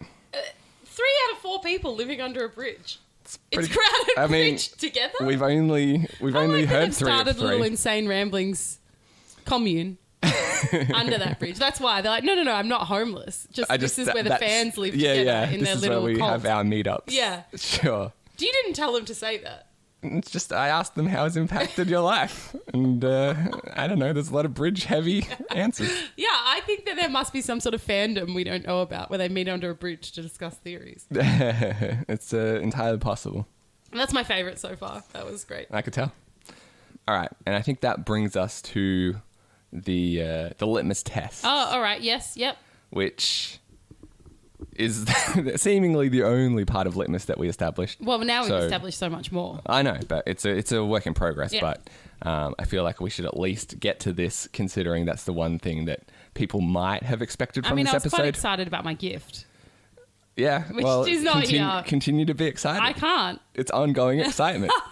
That's the great thing about Litmus. It gives and gives. It keeps giving. Yeah, that's right. So basically, because we were so uninformed about what Litmus is. Mm-hmm. We weren't uninformed. Well, not like you can go online and research it. I wouldn't describe that as uninformed. How would you put it? Because it was a half-baked thought that we never completed. I was trying to do some international research about similar cultures, how Christmas is celebrated worldwide, right. and maybe take some inspiration from them to adopt for ourselves. For Litmus. Yep. Great.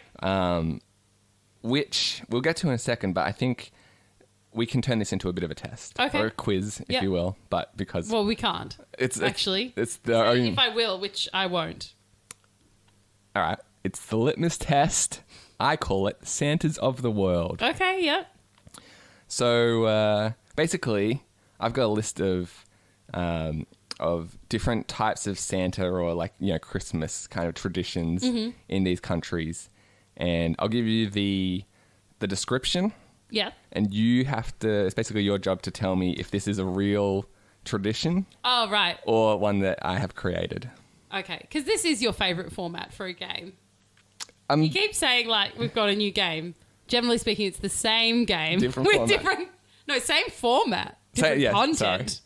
It's like we've got the price is right, but now it's like the spelling is right. Well, podcasts... the ingredients is right. Podcasts aren't a very visual medium. No. So, I mean, despite this episode being in video form, most people will listen to it in audio. It's hard to do a big game show in just, that works in the audio format. So. Well, you think you're onto a winner. Or I'm just very unimaginative and sticking with what I know. Either way, this is what we're doing today. Right. So... let's kick it off. I'm ready. The first one, a dwarf-like being, originally associated with the devil and with the appearance of a garden gnome. He guards farmhouses from bad luck. Is that a real... That sounds real. All right. Any guesses as what country? It's not... You don't get bonus points, but maybe for fun. Somewhere Nordic. It is, in fact, real, and it's a Swedish tradition. I feel quite good about that. This is known as Tomt or Jultomten. Jultomten. I know that, actually. So I have one in my house. So that's probably why I knew it so well. All right. It's, in fact, knowledge, not guessing. I'm going to butcher... wow, I can't believe I got it. Yeah. I'm going to butcher all of the pronunciations of these, by the way. So if you're from Sweden... Well, not the ones you made up, I assume. I'll butcher those two to throw you off. Okay, all right. Yeah. A mischievous imp-like creature that roams the countryside singing songs about sausages. It is said that if you can catch him, he will tell you his secrets. Is that I don't know. Is it a real tradition? Because some of these get weird. That does sound real. I'm going to say made up. That is in fact made up. Oh, okay, good. That I gave names to the ones that I did make up, and I have dubbed this the countryside imp. Oh, I went sausage man. That's good too. But I feel like, Sausage Mun might have given it away a little bit. That's true. An ugly old woman who is said to have not bathed in 75 years. Townsfolk gather around the village square every year while she extols the virtues of baked goods. She's real, I reckon. If you can stomach her stench for the duration of her seasonal address, she rewards you with potatoes and good fortune. That sounds real. And it's either Eastern European or Japanese. Got a okay. That is the hag, which I made up. A good-natured witch. No, it's definitely Japanese. I think you're wrong. You were inspired. I did take some inspiration from... Oh, that makes it a lot harder. Well, not necessarily. It's not like I just changed it. She hasn't bathed in 74 years. Yeah. There's not something that close to that creation, if that's what you're getting at. I didn't, throw any... she hasn't bathed in 70 years, you idiot. Right. No, there's nothing like that tricky here. All right, is this real or a Ben creation? A good-natured witch who flies around on a broomstick, bringing toys to children on Christmas. It sounds too obvious to be real. So it sounds real, so I'm going to say fake. That's real. Ugh, boring. Yeah, shouldn't second guess yourself. No. That is the Italian La Befana. Here's the part that here's some extra flavor that I enjoyed. Yeah. According to the story, The 3 wise men came upon La Befana's house on Christmas Eve when they were journeying to see baby Jesus. So you don't really get that in the Christian, Well, I don't think they were there for his birth. Well, they were journeying to see him. Okay. But I'm just saying there was no witch in the nativity scene as we know it. She gave the wise men shelter and they asked her to join them to visit the Christ child. She declined, but then later changed her mind and tried to catch up with the Magi. However, she never found her way to Bethlehem, and now every night on the eve of Epiphany on January 5th, so we're coming up to her big night, she flies over Italy and gives toys and candy to good children while leaving coal for the naughty ones. Oh, fun. So it's very similar Inspired. to Santa, but yeah, I was going to say, she definitely had some help in that tradition. I just like that, where it's like, if only she had have made it to the nativity. Because you can go around the room, it's like, here's the wise men, here's the cattle, the sheep camels. and Mary, Joseph, the witch, there's the manger. You're like, wait, sorry, go back. Go back one. Yeah. Shepherds. You got the shepherds. All right. Similar to Santa Claus in every way, but he's green and can jump just a little bit higher. He is known to flail his legs in a comical manner when he does so. Is that a real Christmas? That's made up. That is in fact made up. That is Green Santa.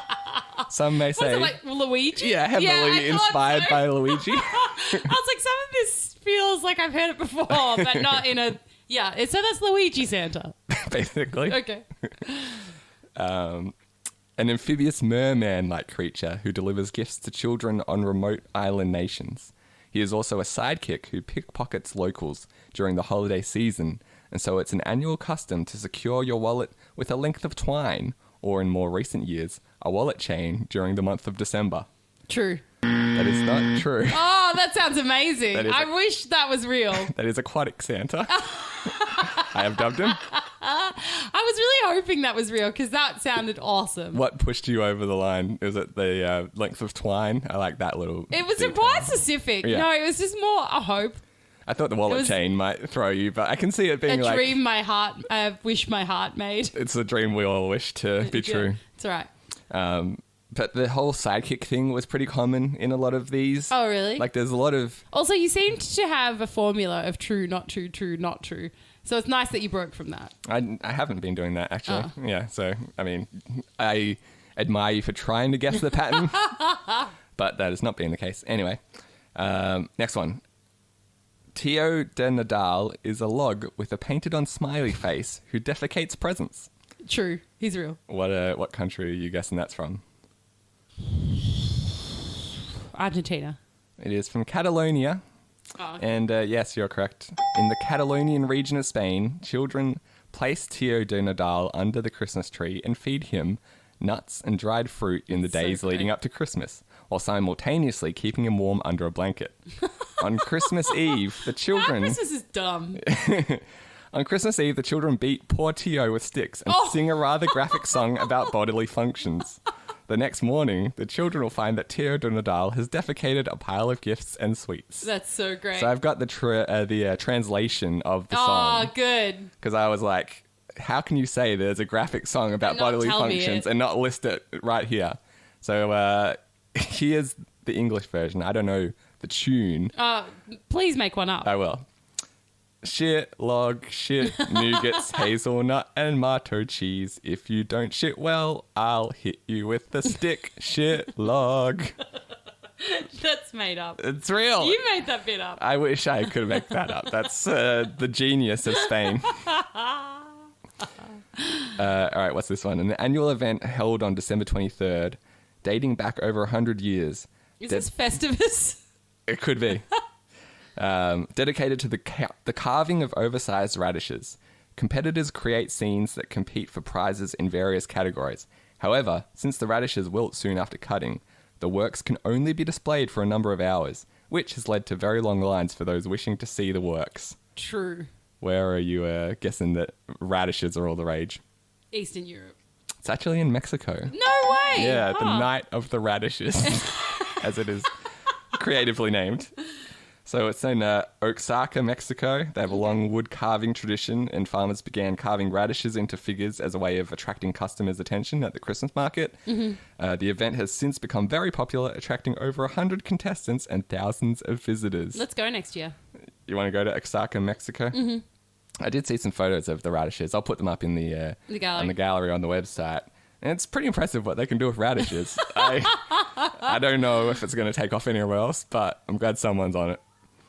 All right, this one. A beautiful young maiden who mindlessly wanders from town to town. I already know it's made up. Why? I just know.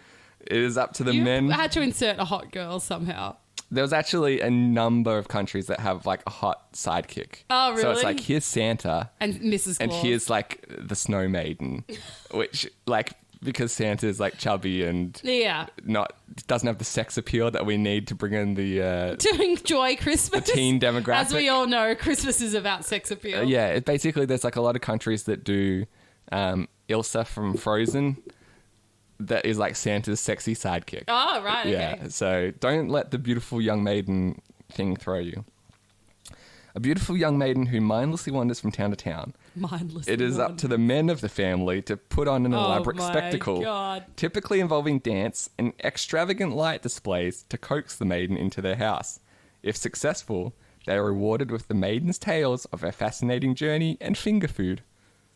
Made up. Yeah, that's made up. The Wandering Maiden is not real. I could tell from the minute you started talking. And that was a wish your heart made. Did my face give it away, or it was just the maiden thing? The maiden thing. I was like, this is what Ben hopes for. No, because that was inspired by like all these countries are like, just saying. Here's the sexy sidekick, which Santa's not good enough anymore. I think it was the mindlessly wandering that got me. I thought that bit was...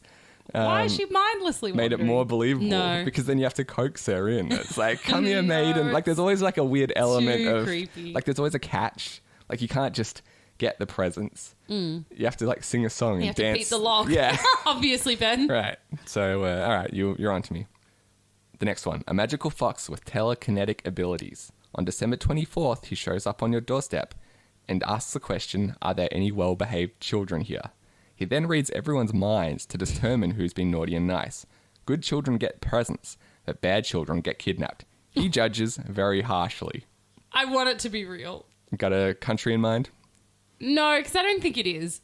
I want it to be real. And again, I would suspect like Poland or something. Yeah, or Russia. But I think it's made up. It is made up. But if the fox were to go to any country, Poland seems like a pretty suitable place. Yeah. I did like he judges very harshly angle, because it's like, who's been naughty and nice? Like, I see you didn't donate to the homeless when asked. Naughty. No, I think it was the fact that he kidnaps them. There's a lot of kidnapping in these tales. Really? Yeah.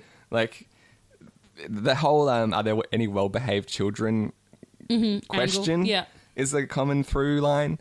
And also it's like, hey, you're coming with me if you're not nice. Oh my gosh. Yeah. That's intense. I know. Just be lucky Santa doesn't judge so harshly. I would prefer Cole than being kidnapped, to be fair. How about this one? The Yule Goat. It's a malevolent spirit. I think I've heard of this. Associated with the Norse god Odin, who knocks on doors and demands gifts and leftovers from Yuletide feasts. That sounds like I've heard of it. So I'm going to look like an idiot by saying I remember it, but true. Yep, that is from... hey. Do you want to guess a country? Yeah, Denmark? It's from Finland. That's why I've heard of it. So it's also known as Julupukki, something like that. That's basically all I've got about the Yule Goat. And then last one, the Gavel Goat. This is a traditional Christmas display erected annually at the Castle Square in central Gavel, Sweden. It's a giant version of a traditional Swedish Yule goat made of straw, and it is subjected to repeated arson attacks, despite security measures and the presence of a nearby fire station. The goat has been burnt to the ground most years since its first appearance in 1966. I want this to be real. As of December 2019, the goat has been damaged 37 in its 54 years. I want this to be real. It is indeed real. Yay! And so I'm so glad. It is with this that I think we have found the symbol of litmus. The goat that keeps getting burnt down. Yeah, because it's literally on fire. Like, you can't get more lit than that. No. And if you want a good time... I like the various security measures. Like, that it's an ongoing battle between the villagers, not the village people. Well, the villagers and that's authorities. The best part, yeah. If you're looking for a good read, The Wikipedia article on the Gavel goat is amazing. Surely there's got to be a lot of people putting stuff in there. What, to burn? The villagers. No, putting stuff in the Wikipedia article. The Wikipedia. Well, it seems like they're like paying very close attention every year. And so I think this should be part of Litmus. In December, when this goat goes up on the first of the month, any podcast that we do, we're going to have to like check in with how the goat situation is going. Like protected that year. Yeah. I'll give you a rundown. Here's like a couple of highlights that I picked out of the article. Yeah. So 1966 was the first time they did it, and it was burned on December 31st. So I don't know like why or how, but it basically seemed like that was the last day they're going to take it down. So may as well just burn into the ground. Yeah, someone just had the idea like, hey, why don't we just... This is made of straw. Yeah. Like, it's very flammable. Instead of dismantling it, wouldn't it be funny if we just burnt the shit out of it? And so from then on, it seemed to be like a tradition. In 1970, it was burned 6 hours after construction. Oh, jeez. That's harsh. The goat's destruction was blamed on 2 drunk teenagers. 1971, they didn't burn it, but they did smash it to pieces. Oh, wow. 1973, it was stolen. Oh, that's awesome. Yeah, it's huge. It's massive. So if you've ever seen, I'll put photos of this on the website as well. That's an impressive undertaking. And the fact that it doesn't say it was recovered at this location. Like is it still missing? Yeah. Do they still have it? I don't know. Like I don't know. Like it's hard to gauge from photos, but it's the size of at least like 5 human beings. Like it's not small. So how the hell do you steal something like that and hide it successfully is pretty impressive. 50 years. Yeah. 1976, it was hit by a car. 1978, it was kicked to pieces. Oh my gosh. Which is like, because 71 Again, it's huge. Smashed to pieces is like one thing. Kicked to pieces it's is not like even a weapon. Yeah, it paints a very like specific picture. Or like, fuck you, goat, just kicking it. 1979, it was burned prior to assembly. Wow. So you thought 6 hours was a good construction, a good effort. This didn't even make it to the first minute. After the first goat was burned, a second was fireproofed. The second goat of the year was destroyed and broken into pieces. All right, I'll skip forward to 1997. This one, it survived, but it was damaged with fireworks. Okay. So they're getting creative by the 90s. Yeah, because it sounds like the security measures have been stepped up. That's it. Yeah, as the tradition kind of goes on, they start doing a whole bunch of shit like trying to fireproof it to really try to minimize this as much as possible, but with marginal success. In 2000, the goat was thrown into the river. Oh, wow. And in 2005, it was burnt by unknown vandals, reportedly dressed as Santa and the gingerbread man, by shooting a flaming arrow at the goat. Wow. Good job. In 2010, the goat survived. Oh, okay. On the 17th of December, a Swedish news site reported that one of the guards tasked with protecting the Southern Merchant's goat... Oh my God, double agent. ...had been offered payment to leave his post. Oh my gosh. So that the goat could be stolen by a helicopter and transported to Stockholm. Amazing. So they are going all out by 2010. Oh my gosh, I love that one. I wish that'd work. I know, like someone's got to make a movie of that. That's impressive, like some Ocean's 11 type. I would watch stuff. that. Yeah. 2015... A 26-year-old man fleeing the scene with a singed face, smelling of gasoline, and holding a lighter in his hand was arrested. Oh. Under questioning, he admitted to committing the offence, adding that he was drunk at the time and that in retrospect, it was an extremely bad idea. Like, that's the most red-handed you could be. Like, singed running, smelling of gasoline, running, and holding a lighter. It's like... What have you been doing? Yeah, we know what you're up to. Yeah. The goat was just in flames. 2016, it was destroyed by an arsonist equipped with petrol on its inauguration day, just hours after its 50th birthday party. Organisers said that they would not rebuild the goat this year. The 21-year-old was sentenced to probation and is fined roughly 100,000 Swedish krona, which is approximately 15,000 Australian. Jeez. Or $7.50 American. $7.50. I'm kidding. Oh. It's just the exchange rate is shit. I didn't get it. Sorry. The evidence mainly revolved around a hat and the perpetrator dropped during his escape. The police later DNA matched it with the 21-year-old local, and it was replaced by the it was replaced by the smaller natural science goat built by the local high school students. This goat was later hit by a car. I'm pretty impressed by like the creativity that comes with it as it goes along. Obviously, now the question is 2019. How's the goats going? And it did in fact survive. Oh, there was lame. Double fence, 24-hour CCTV. Oh my god! 2 guards were patrolling around the goat frequently, 24 hours a day, along with a canine unit. So they're really going out of their way to protect this goat. That is so funny. So it says the goat was again inaugurated on December 1st. On the 13th of December, fire crews responded to a call that the little goat was burning, only to discover that it was in fact a miniature goat someone had brought and torched at the scene. So it's like, well, we can't get the big one. We'll just like freak you out a little bit. Because there is like 2 goats apparently. There's like the main one and then there's one at like a science museum or like university or something that is called like the little goat. And they did get the little goat apparently this year. But the main one survived. Here we go. The Natural Science Club goat was burned but not destroyed in the early hours of December 27th. A suspect was taken into custody. Oh, jeez. So they're getting serious, but it's good. Like the whole page is like broken down into years, security measured, survived or not, and then like basically some little extra like details. Like in 2018, it was like fencing, cameras, guards, taxi rank to increase the number of people nearby. Like they just keep heaping on security, and it's obviously like this back and forth battle between the locals who only need to get like just like a little spark to like ignite the whole thing. Exactly. Yeah. So you sound like you're with me and you're on the side of like, let's burn this thing. I enjoy the battle. Yeah. I don't want it to be too easy. The spectacle is what makes it, because like if they just burned it every year within a minute, it's like that's less fun. But I like that there's an ongoing like it's like Vicki in the brain or something. Right, there's 2 sides of this ongoing war. And I like that. So I want the townspeople to ultimately succeed, but I want it to be difficult and to show pluck and courage when they do. Yeah, if you can get to like towards the end of the month before it burns down. So it's like both sides I just want it get to to require enjoy it. moxie.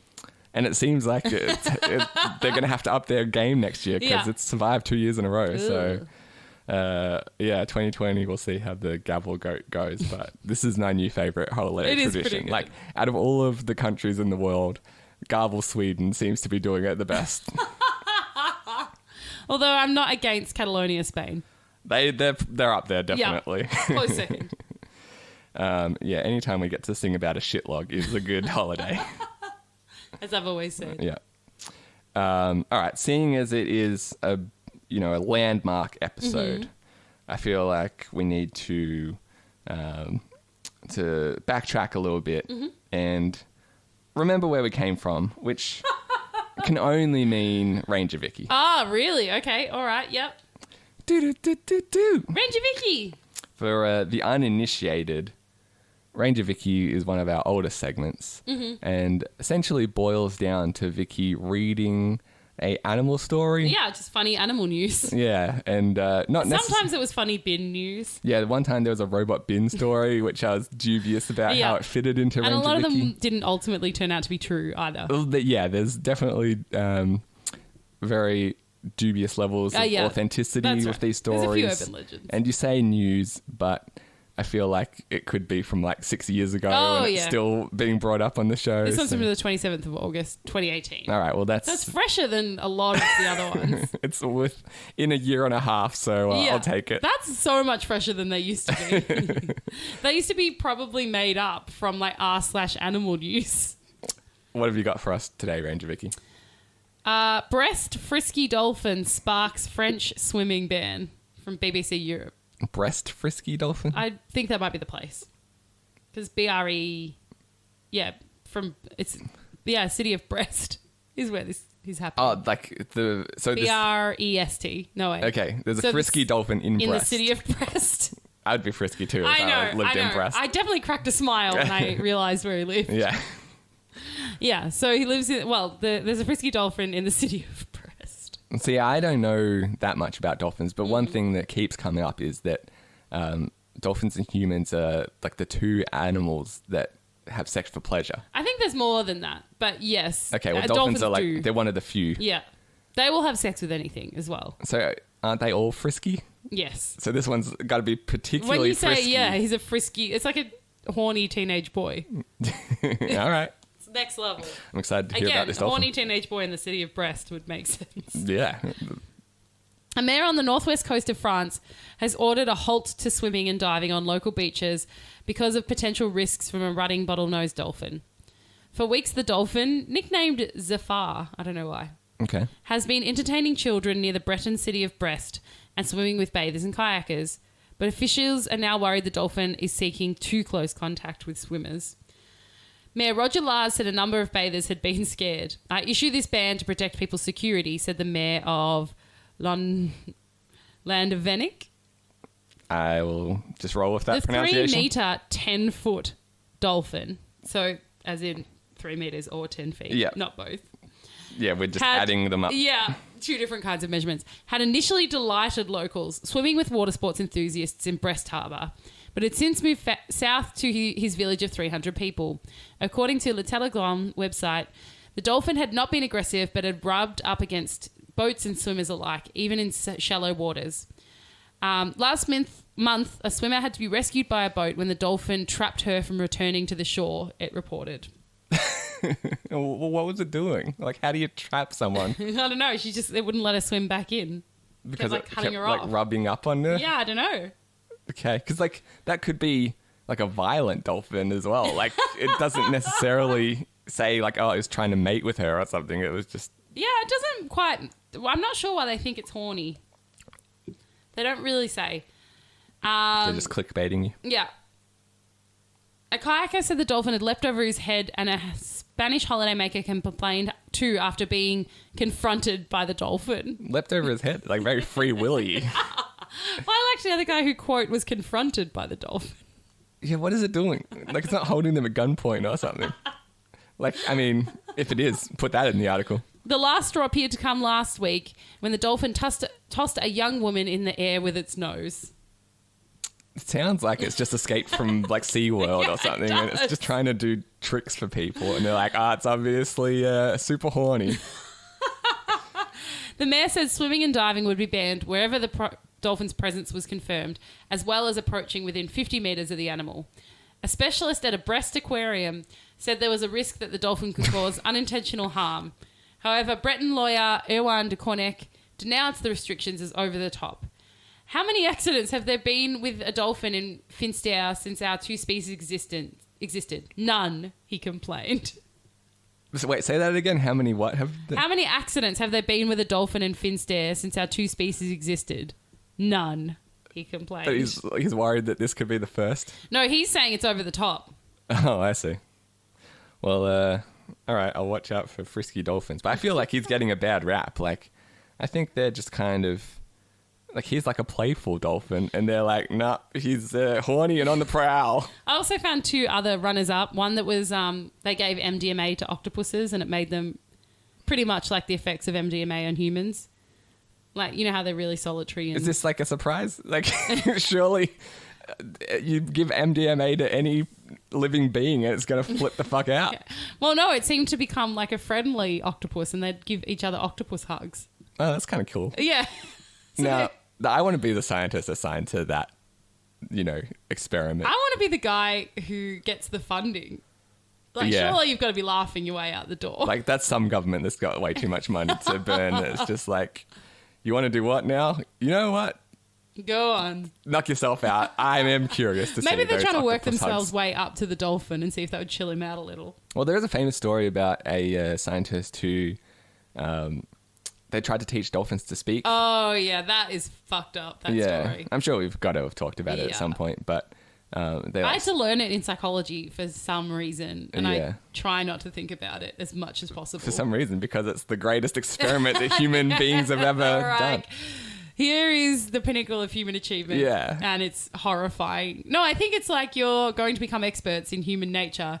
Here's the most horrifying thing we've ever done, and you need to stare directly at it to For anyone who needs prepare yourself. Yeah, for anyone who needs a quick refresher, it's Mike the dolphin, is it? I'm gonna give you that one. I can't say for sure.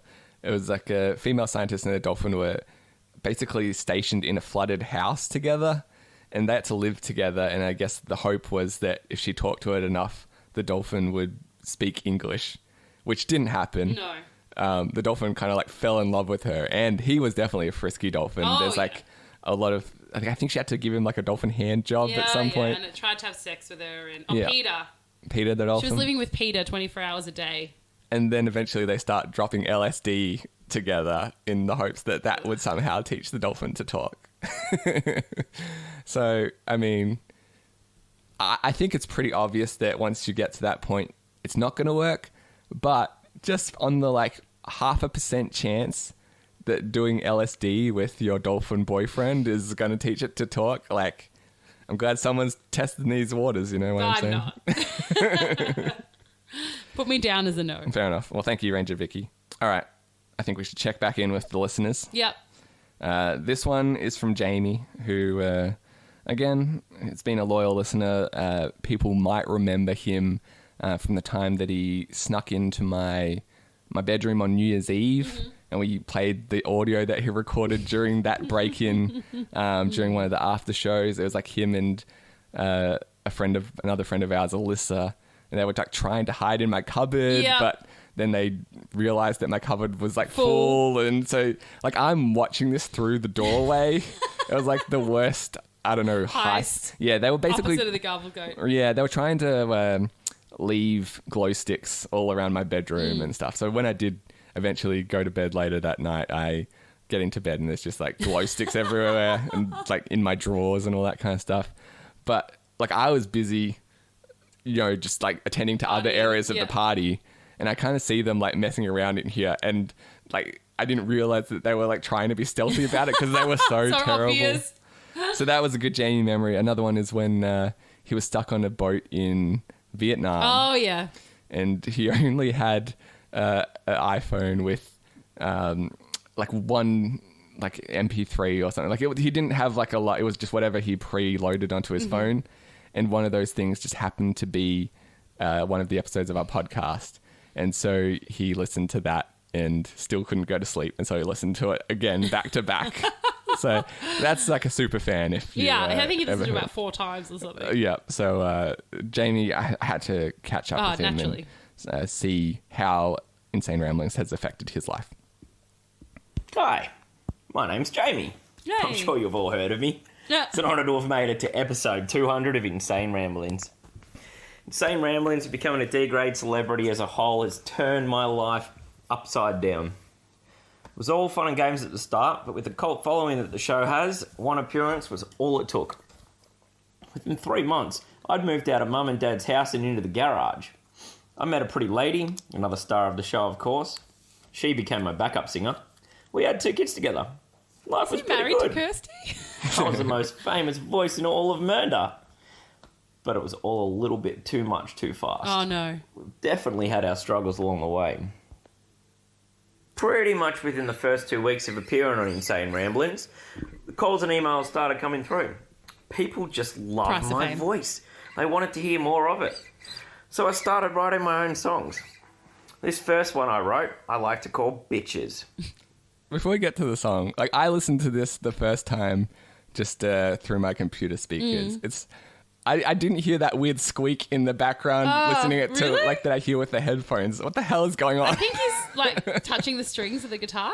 Oh, okay. Yeah. I thought it was like a small bird or something. No. He was running his hands up and down the strings. Gotcha. Or something up and down the strings. He might be cleaning it or something. Yeah. We're getting the full behind the music effect. Yeah, that's right. All right.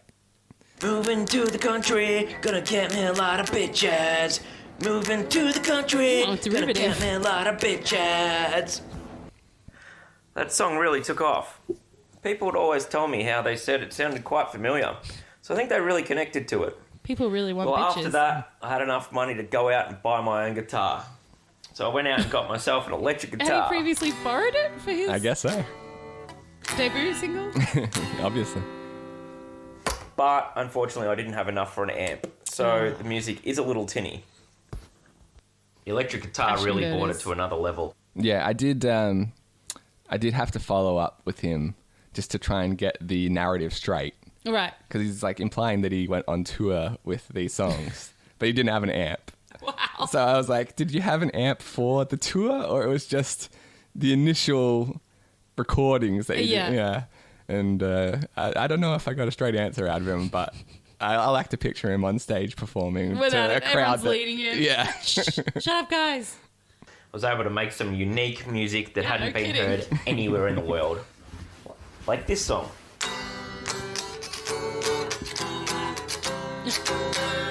When I come to town. One of my personal favourites. Smells like off spirits. I quite like that he initially moved to the country, but he's talking about when he comes to town. Hey, it's He moved to the country for bitches, After but he's these got to come to the cockpits, city things- for supplies. The town for supplies. he's doing the rounds. Yeah. Started going downhill pretty quickly. Court cases come flying, accusations were made. People were saying that I was stealing songs or taking from other songs. I mean, what's in a song, really? Everyone has inspiration from songs they've heard when they were growing up. Everything's just bits and pieces of things you've heard along the way, and then you add your creative flair to it. But the courts didn't see it that way. Classic. I called it flair, they called it fraud. They even took my guitar. Right when I bought a new amp too. Did you get to keep the amp? The dream was over. Jobs were pretty scarce after that. I was doing such jobs as Michael put the cat down. Michael, don't touch that cat. He's happy. Let him be. Michael, what? You touched the cat. Michael, put the cat down. I got a small cameo role in the remake of Gone with the Wind. I was the wind.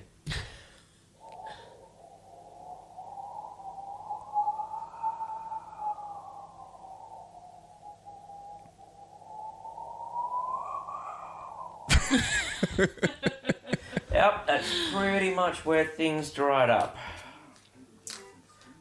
LaSquisha, what are you doing out of bed? You've lost your pet rock. Great. Have you still got the googly eyes? Okay, we can probably sort something out then. Oh, Mummy's not home yet. You know she works the nights. I know you're cold, sweetheart. Of course it's cold. We live under a bridge. Oh, wow. And that was Jamie's saga. So, I mean, just because all of our listeners ended up in a bridge, I feel like the podcast is probably not entirely responsible. Like I said, I think they chose to be there as fans. That's where they meet. That's, yeah, just where you listen to an ep or two and just suddenly you get an urge to find a bridge somewhere. Cozy up. Contemplate. Yeah. So I think, unless you have anything else you'd like to leave the fans with, that brings us to the end of our 200th show. Just wanted to let you know I have a cold, just for, For consistency's sake? Yeah, pretty much. Because you mentioned it in 180 of our 200 episodes. More or less, yeah. Yeah. So just so you know, not well again. Phew. I'm so glad. Yeah. Well, I appreciate that you sucked it up and came Always do. to record anyway.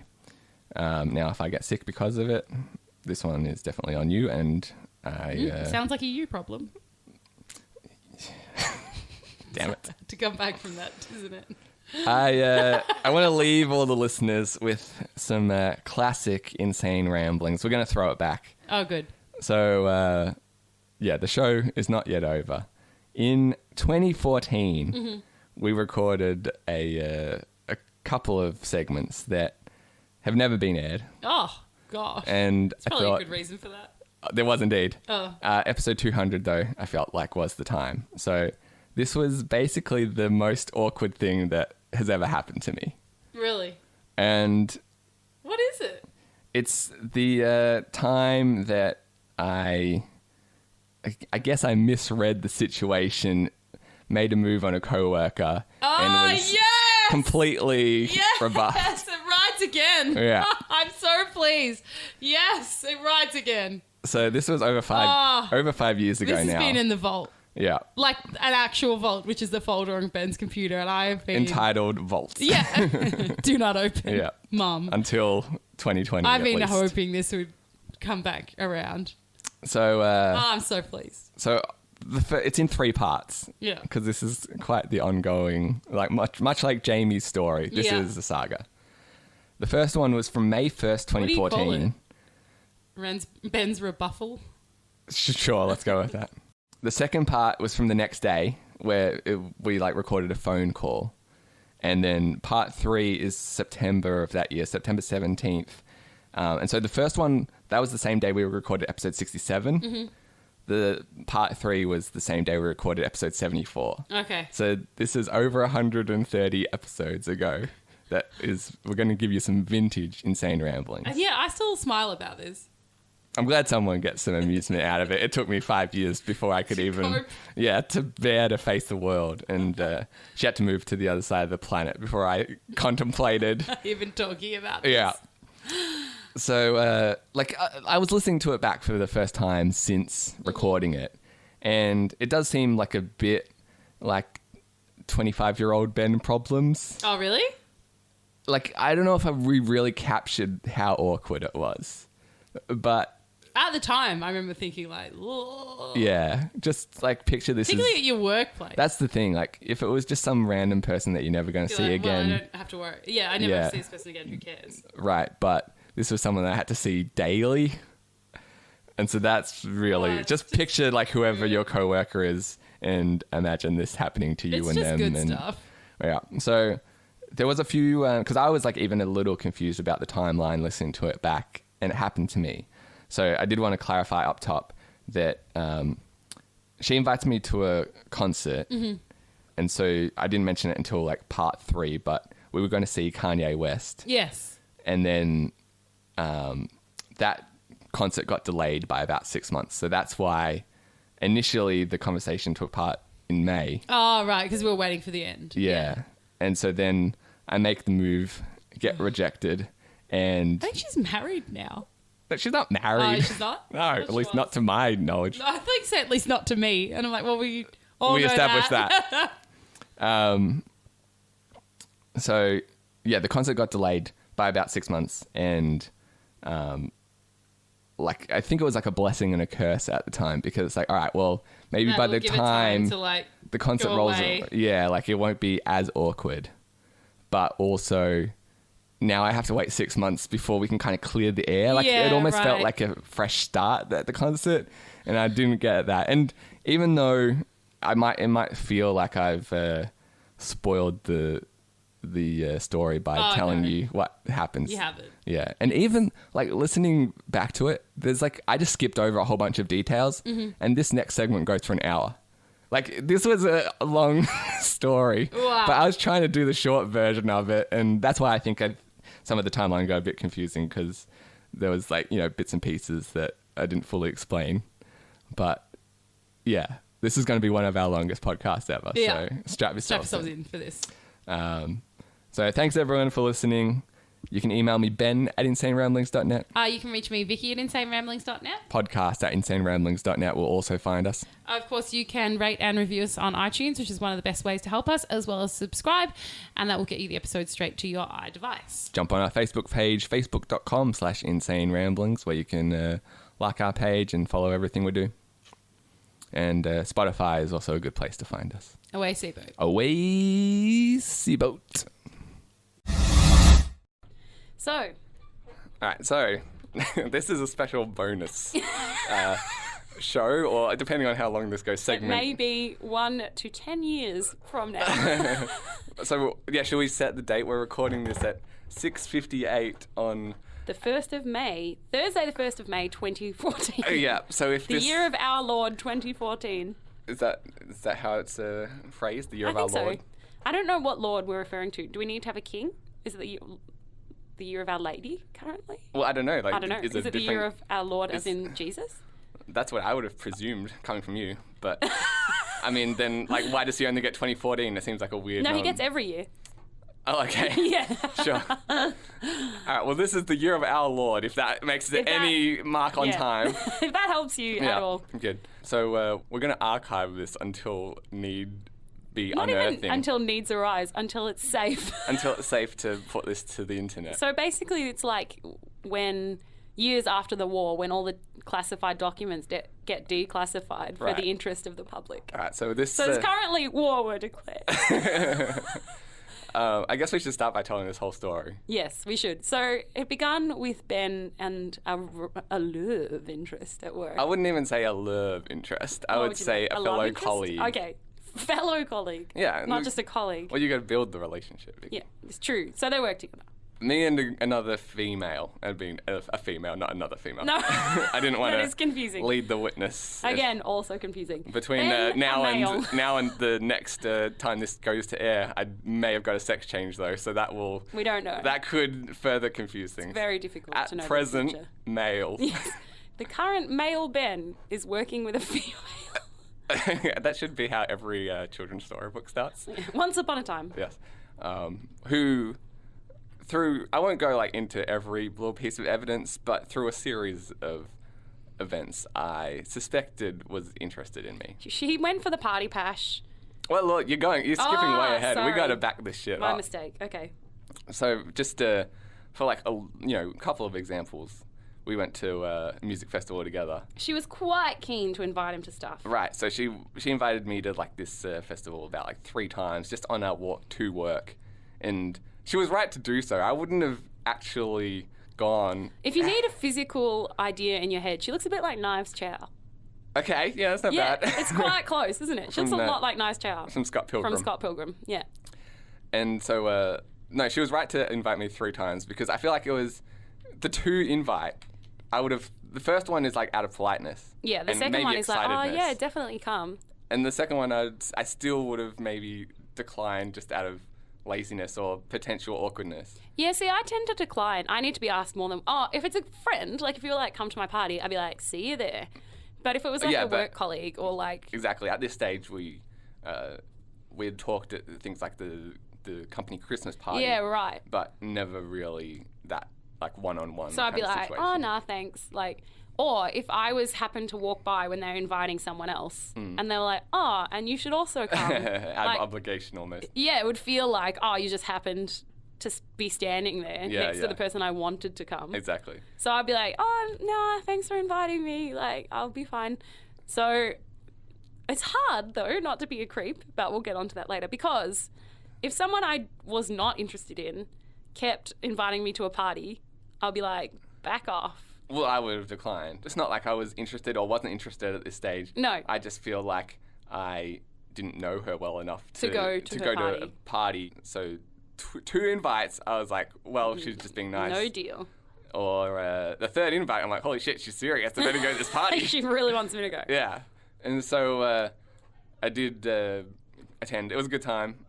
I did bring along a friend to have a little bit of a buffer there. Yep, good idea. But it was the kind of thing Friend buffer. When we did that up, me and her alone in her bedroom for all of 2 minutes.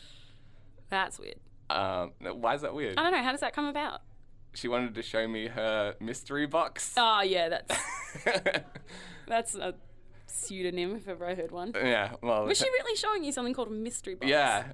Wow. She has a box of memorabilia or something. Or maybe memory box. Yeah, that makes more sense. Because if someone was leading me to their bedroom to look at their mystery box, I'd be like, I don't swing that way. Thank you for the invite. Well, many of those types of lady. jokes were made on the occasion. Were they? Yeah. Why did not more people come to see the memory box? I guess they'd already seen it. Oh. Was the memory box... How did the memory Everyone's box come up? seen a box, if that's Yeah, enough. I can tell. No, how did the memory box come up? Because, as you know, we were going to a concert. She's a big music festival or concert goer. And so she has a box of things old concert tickets from her favourite shows or programs, or she caught a drumstick, set list, that kind of stuff. Oh, alrighty. Okay. So we were talking about music. Because I just use my brain for my memories. That's a good way too. Thank you. That's what I call my memory box. Oh, okay. The old brain casket. Sure. Well, so that came up. We got left alone for 2 minutes. And then I emerged to her fellow roommates and friends and stuff. There was other people at the party. That's good. It's a good start. Yeah. And they all did the high school, ooh, what did you guys get up to? 2 minutes in heaven. Yeah. And I'm like, guys, I'm quick, but I'm not that quick. Let's be real. So, man, it's like the Fonz joke. Ayo. Ayo. Yeah, exactly. But no, I did feel like if everyone was kind of hinting something was up then, maybe she had been talking to them or... About you. Yeah, that kind of thing. Maybe. Or maybe she says childish friends. Well, that's highly possible as well. But that's the kind of scenario that happened on a couple of occasions. Yeah, so there was many reasons to believe she was keen. Right, and so I... would we say many or enough? There were some ambiguous signs that would lead you to believe. It's sort of like the O.J. Simpson case. Okay, go There's on. enough circumstantial evidence that it would suggest that she was guilty, but possibly not enough to convict her. You don't think that there was enough evidence to convict O.J. Simpson? Well, he didn't get convicted. There was a bloody glove. Didn't fit his hand. Haven't you seen it? Tangent. Yeah. You've seen him trying to get the glove on? No, I haven't actually. Oh. Is there a video of that? Yeah. Okay. Do you want me to show it to you? No, it's cool. Okay. I'll believe you that he pretends it doesn't fit. Yeah, it doesn't. He pretends.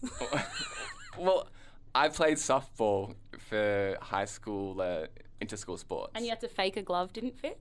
No, we had those fuck bands on at the time. Ah, yeah.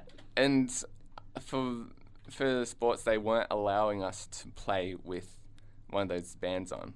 Mm-hmm. Like, for anyone who doesn't know, it's basically just like a plastic sort of bracelet. Like, it's hard to imagine, it's like really. It's not like really. a lacquer band. Yeah, it's sort just an of, elastic band. that's a bit looser. And it's kind of popular amongst teenagers. And the idea is that you wear it, and then when you lose your virginity, you like both break each other's bands. Oh, I thought it was the other way around. Here you go. That's people 77. That glove does not fit. That is a not fitting glove. If it don't fit, acquit? What is that? Yeah. If that glove don't fit, you must acquit. Yeah. See, look, that is a glove that does not fit. Oh, I'm not so sure. It looks like it's on. What are you talking about? He's saying it doesn't fit. The glove don't fit. You can't even do it up. Those gloves don't fit. Those gloves are on his hand. If the glove don't fit, acquit. He's wearing the gloves. Really? Yeah. I don't think so. Come on. Surely he could have murdered someone with ill-fitting gloves. You think he purposely got ill-fitting gloves? No. Just say you were going to kill Nicole Brown, and you're like, how do I stop my my fingerprints? I could use these ill-fitting gloves, or I could use no gloves. Okay. You don't have time to run out and buy some kind of, those doctors' surgical gloves. Yeah, why am I pressed for gloves? Well, I don't have gloves. If I was just Really? at home, I don't have gloves immediately accessible. Don't you? I No. do. Well, me and OJ. The glove don't fit, acquit. OJ shows the jury that the leather gloves are just too tight. We They're ask him to just straighten too his tight. fingers and extend them into the glove if one normally might put a glove on. But they're on his hand. Not All right, he appears to have pulled the gloves on, counsel. But you could still murder someone with the glove half off your hand. All right, will you show that to the jury, Mr. Simpson, in that manner? Thank you. Other hand, please.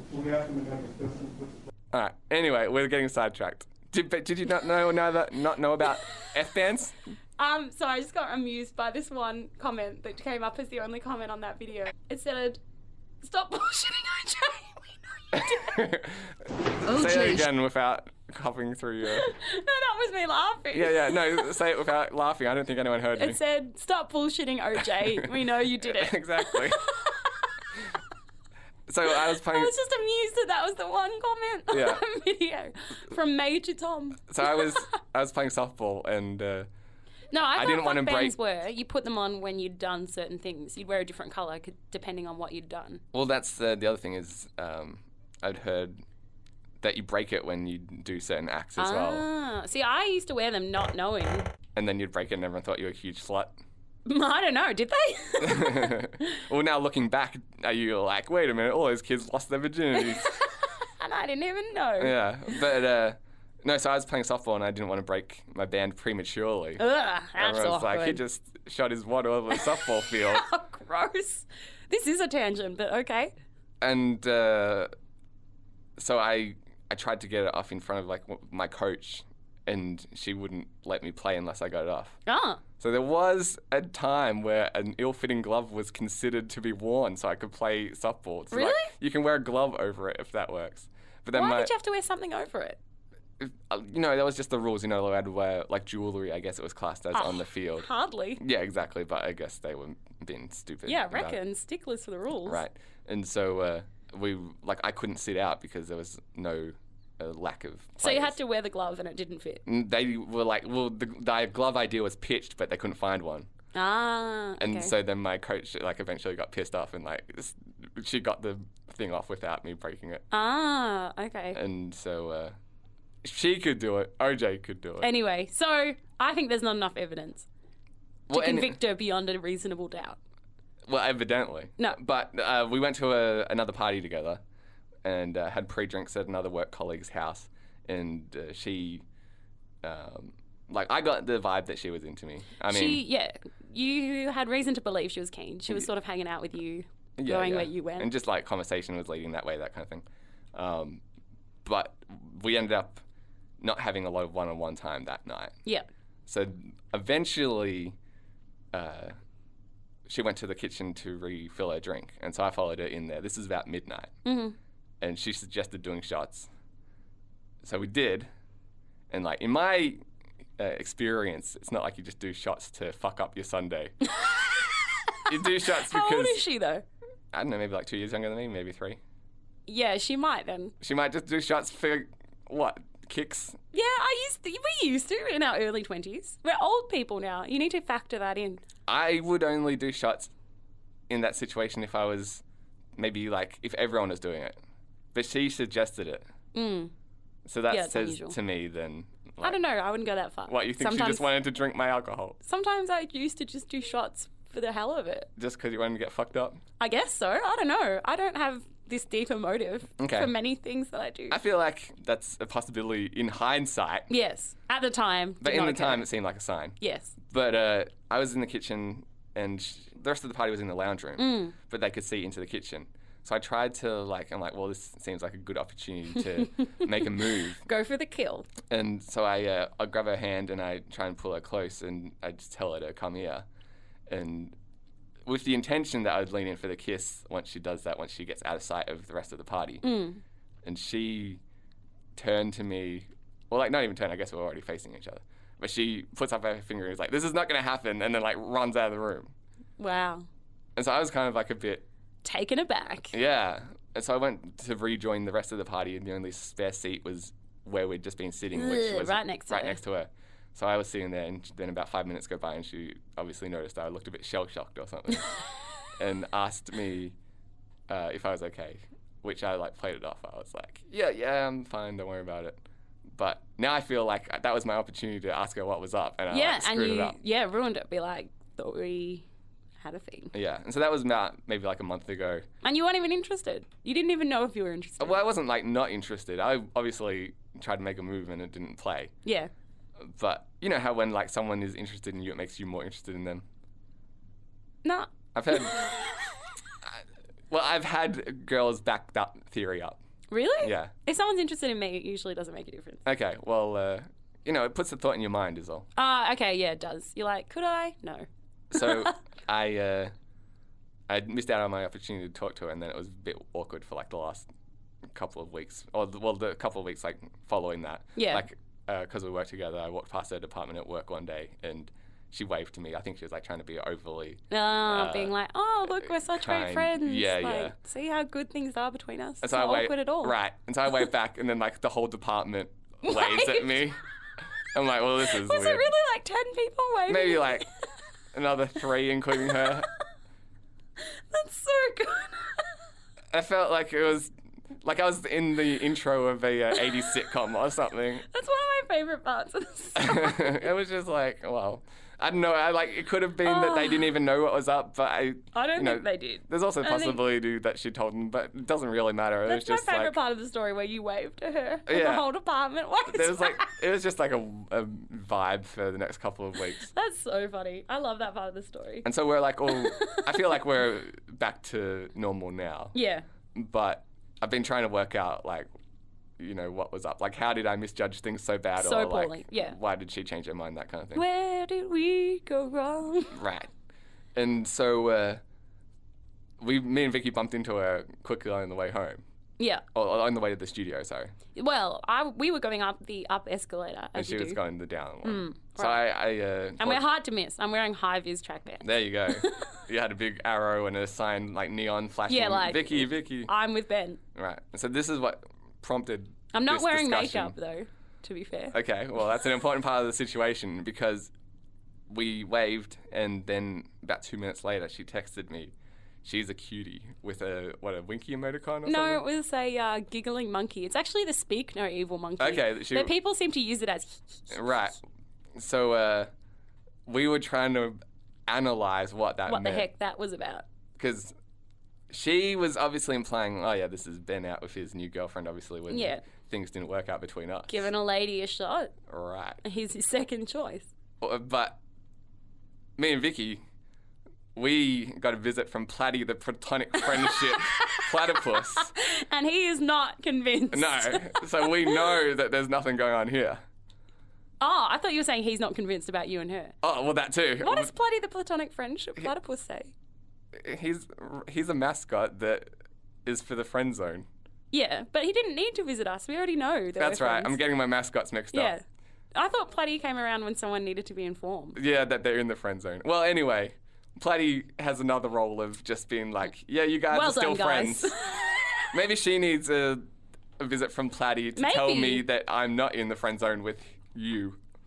Yeah, that's what she wants. She was trying to call in Platty. Right. So because you and I regularly get visits from Platty. Like, still friends? Well done. Yeah, it's just like you guys are great poster models for platonic friendship. This is your annual checkup. Yeah, well done. You've done a great job. I don't know. I don't know if you're familiar with still platonic. Well done. The Bachelor much? Not really. I haven't watched it in a few years, but I used to back in the day, and it seems like after every season, the Bachelor and Bachelorette break up. Like, whoever he ends up with is never... Oh, no. They're never together. They never get married. You know, a month later. No. But it happened once. That they got married? Yeah. I think season 1 of The Bachelorette. Oh, yeah. That woman that got Trina or whatever? Trista and Ryan. Wow, that was deep in the... Yeah, that was pretty good. That was more than I expected from you. Thank you. She and Ryan ended up together. Yeah. And I think they're still married and they've got a couple of kids. Oh, that's nice. And so it seems like, you know, whenever they do that, The Bachelor tells all last Where are they episode now? kind of thing. That's the couple that they trot out to, like, as evidence. This is that it works. Yeah. This is The Bachelor, guys. This is a proven formula. Look at Ryan and Trista. Yeah, see how they worked out. So we're Platty's, like... We're Platty's evidence. Yeah, like, you can have a platonic friendship. So whenever someone's like, men and women cannot be friends, he's like, well... Here's one I prepared earlier. Check out Ben and Vicki. They're doing a great job. 100+ episodes. And nothing but friendship. There you go. Anyway. So, I feel like we're talking about it too much. I don't want to push the line so far that people are like, wow, they really seem to be saying how platonic they are. They're obviously... in denial. Yeah, rubbing uglies. Those two are clearly bumping uglies. They just don't want any of us to know. Well, we're not, but back to analysing the message. I don't think you ever have sex with someone currently that you say you're bumping uglies with. That's true. That should be proof right there. Yeah, I know. You would never be like, this is the girl I'm bumping uglies with. Because you don't want to do it anymore if you have been. Sure. That's going to put you right off. And besides, my uglies are too pretty to be described that way. Gross. Bumping uglies is so gross. So, back to analysing the message. I figure there's two ways that we can look at this, and unfortunately they're extreme opposites. That's the problem. So one is she's feeling out, oh, is Ben with his new girlfriend and I've missed my opportunity. Yeah, is it my heart to be broken? Right. And two is... has he finally got the message? Yeah, like, oh, finally he's found a new girlfriend so he can move on from me. Yeah, that's right. Like, thank goodness he's found a new lady. Yeah. Why don't I just go on about how great she is so that... Our show talk, you kind of brought up the point that if you were in her situation, you don't think you would have messaged, you would have been like, oh, there's Ben with like some girl. Great. Thanks, he's not going to bug me anymore. Yeah, exactly. Well, that's what I would think. And also if I'm texting you, that's going to put you in my mind. Like if I think, Ben is crazy keen on me, and then I see you out with a girl and I'm like, she's a babe. I know that texting you is going to put me in your mind. Right. Whereas I want you to be having a fantastic time with this babe and leave me alone. The lesson I've learned from guys is that any form of attention is seen as a sign of interest in a lot of cases. So weird. Not me, Okay. but, and I know that females don't intend that No, way. they do not. But a lot of guys or girls I've talked to have had boyfriends or guys that are interested in them that act like that. What, any sign of Yeah. attention? So it's like, hey, want to go out on Friday? No. Oh, right. She was thinking about me. She's thinking about not going out with you. Yeah. Still counts. She's thinking about how much she does not want to go out Right. with you. So now, since we're discussing this, there should be one more thing brought up to this conversation. Well, I've had another thought. Maybe she still sees you in the friend zone, and he's like, "Hey, yo, What, she thinks that I'm in the friend zone with you? No, with her." And so she's like, "Well done. She's a babe." She's like high-fiving me. Yeah, because if I was to see you out with a babe, Yeah. I would text you and be like, "What a babe." So you think she's another Vicki? I don't know. I don't need another Vicki. I don't think I could handle another Vicki. What do you mean? But now I do expect text Sorry. messages when I bump into you in the street. If I walk past you in the street and I'm with a hot girl and you don't text me... As if I wouldn't ask. I'd be like, "Oh, there's Ben with a hot girl. No further inquiries No. necessary." But if I get a virtual high five from you, Yeah. like, that's your seal of approval. But if I get no message, should I see that as a sign of I fucked up? I don't know. I'm trying to I'm think of dating what an I would uggo. do. Yeah. Ugh. I'm trying to think of what I would do. I would either text you right away and be like, "Nah," I'd probably gossip about you behind your back. I'm kind of a bitch. Oh, but I'm in a blivo. Like, I would come over and be like, "Hi, guys, how's it going?" And, like, crash you in romantic way and be like, "Oh, But thanks. I'll just pull up a chair." In the situation that we're in, where we're both in opposite escalators, that's hard to, like, come over and, say hi. Yeah. Because I feel like that was the perfect situation for you to be introduced to her without actually having any contact. Why do you want to introduce me to her? No. Like, so, because I already told you this story before. Yes. So now I got to see. Yeah. And so if we Knives just, down. like, physically were on the same side of the sidewalk, I would have had to stop and say, and be like, "This is my yeah, friend Vicki." But we're both on escalators going opposite directions. You can't get off mid-escalator. You certainly cannot. Yeah. So I think that's like, hey, there's each other. All right, now moving on. Yeah, I'm trying to think of what I would do if I saw you out with a girl I didn't know. I'd probably assume it was just like one of your friends. I don't know. Yeah, fair enough. I'm trying to think. Hang on. Give me a second alone to imagine it. I need to have a think. Okay. I'm getting myself in the visual. Please do. Thank you. I think I'd wait till I saw you next. Okay. So, like- does that mean that she's interested then? It's so hard. I don't know. All right. I might text you at the time. I'm not much for the monkey face. The other element of this story. I don't think I'd say she's cute. I think that's because I know that it would probably be. If it's someone that you don't know, it's probably someone, like, because she could have said that, like, oh, maybe he's with your sister or something. Yeah. But you know my family. You Yeah, I know- most of my female friends. That's right. Like, if it was a friend I didn't know, Chances are it's a girlfriend. or like a potential. Yeah. So I'd be like, "Ruh, ruh," and you'd be like, "Nah, it's just Sandra," or whatever her name is. Yeah. Okay, so the next element that we should add to this is she's also got a Sin radio show now. Yeah. And It's great. Has she it talked is- about you yet? No, because I think, like, she might just do graveyard shift kind of things. Ugh. So I've heard, like, one episode, and she did talk about guys that she was interested in. And? I wasn't amongst them. No deal. That's unfortunate. That's weird. She just sat there and talked about guys she's interested in. Why? Well, Do you need a weirdo like this? in okay, your there was life? one guy. She told a story about one. What are you talking about? That's all we talk about. I know. You have one. I've Why already do you got want a another Vicki. one? That's what I'm trying to say. You don't need another Vicki. You're trying to turn her off to my way of thinking because you don't need her encroaching on your space. Yeah, I know. I'm like, well, if she's talking about dudes and I'm talking about dudes, Ben's going to only have half as much time to listen to my problems. I just tune her out. Like, I can just turn off the radio should I need to not listen to any more problems. No, You're I was... harder to ignore. Yeah, it's difficult. I'll Yeah. just keep on knocking at the window. There you go. She told a story about one guy that she met on the bus that she was interested in. And I met this Weird. guy. Ah, bus guy. Yeah. And? I made him laugh. I feel like Oh, I'm well in. done. So... So what I have to do is bang him. Yeah, I'm kind of confused. I feel like I'm in with the guy she's interested in. No. I have to hook up with him to get revenge on her for turning me down. Yeah, okay, that's sensical. It's like out of my comfort zone, I'll admit. But The only other way is for you to have sex with a man. and somehow prove it to her as well. Like I have to text her a photo while it's going on. Just call her midway. This is what you missed out on. Yeah. Anyway, that's where the story's up to now. Yeah, well, we're trying to work out strategically what to write back. Well, yeah, I feel like I'm sweating her out at the moment. Well, I was saying you should go with, she's pretty cool, and just leave her hanging. But then she'll assume that I'm dating you. Do you think? Yeah. Because if you were my sister or female friend that I wasn't interested in, then I'd probably just deny that. Like, I'd probably just outright say that, right? What are you going to say? She's hideous. If you're saying she's a cutie, that implies, more than a friend. Does it? She said, like... Your very self said I was cute and smart. No, if you I had didn't. to choose. I didn't say that. I said smart and funny. Oh, yeah, that's right. Dang it. If she had texted me, she's funny, I'd be like, I know, but how did you get that from the elevator? The escalator. Was it the high vis pants? They are dramatic, It was those clown shoes that she was wearing. No, I feel like that implies... Who the hell is that? Yeah. It does come across as a who the heck is that? Because I don't think I would text you saying she's a cutie, because she's already made the assumption that... Like, I could be your sister.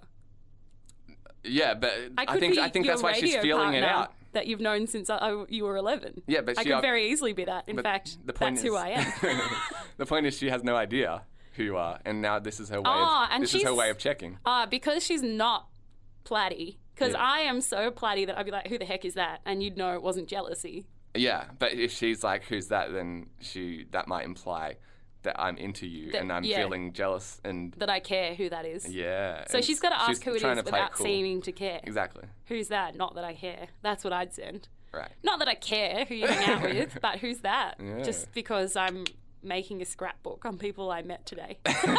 She's one of the few. I didn't exactly meet her, but she was with someone I know, so that counts. I'm scrapbooking blondes of the city. Yeah, and I don't recognise that one. I haven't done her yet, so if you can hook me up. Yeah, who is she? I got a few questions to ask. I'm making a scrapbook. I'm doing one of those humans from Melbourne type social media experiments. I'm scrapbooking people I see on escalators today. Yeah. I knew who everyone else was except her. Yeah, I've got quite the extensive friendship network. Fortunately, you know her. Yeah. How do you know her so I can get the hookups? I think we should have ended this there. Start the actual show. All right. Sorry, we have done half an hour on this. Right, which is and getting a bit ridiculous. Maybe we'll update this if more developments happen. Well, I want to know, what are you planning to text back? See, I think leave her hanging that maybe you are, maybe you aren't. So I just don't text anything? Yeah, maybe you're having such a great time making out with me, that you didn't even bother to reply. Well, so far, that could be running through her mind right now. Like, his hands are so busy, he can't text back. Yeah. Ooh. Hey, you said it. This is gross. Anyway, so we've got some time to think while we do the show. All right. Why don't we kick it off? No, hang on. We need to strategize. Okay. To have a war meeting. Sure. Or we can record the war meeting. May as well. What do you think you're going to do? Genuinely. Because my advice would be either don't reply and leave her hanging. Yeah. Or to write something... I'm definitely waiting a little bit till after the show is, For sure. Yeah, so I'd either not reply or write something non-committal. Can you imagine if we actually end up boyfriend, girlfriend, then one day I have to show this to her? I'm going to play it at your wedding. Yeah, I know. Everyone gets it in a gift basket. Can you believe this actually worked out? Player. Yeah.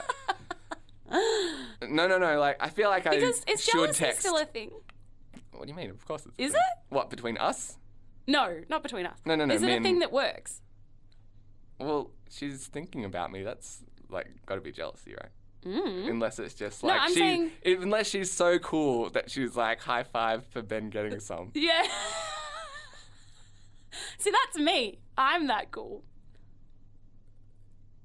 Yeah, but I mean, we've known each other since childhood. Yeah, that's true. You don't get that cool after one failed make-out attempt.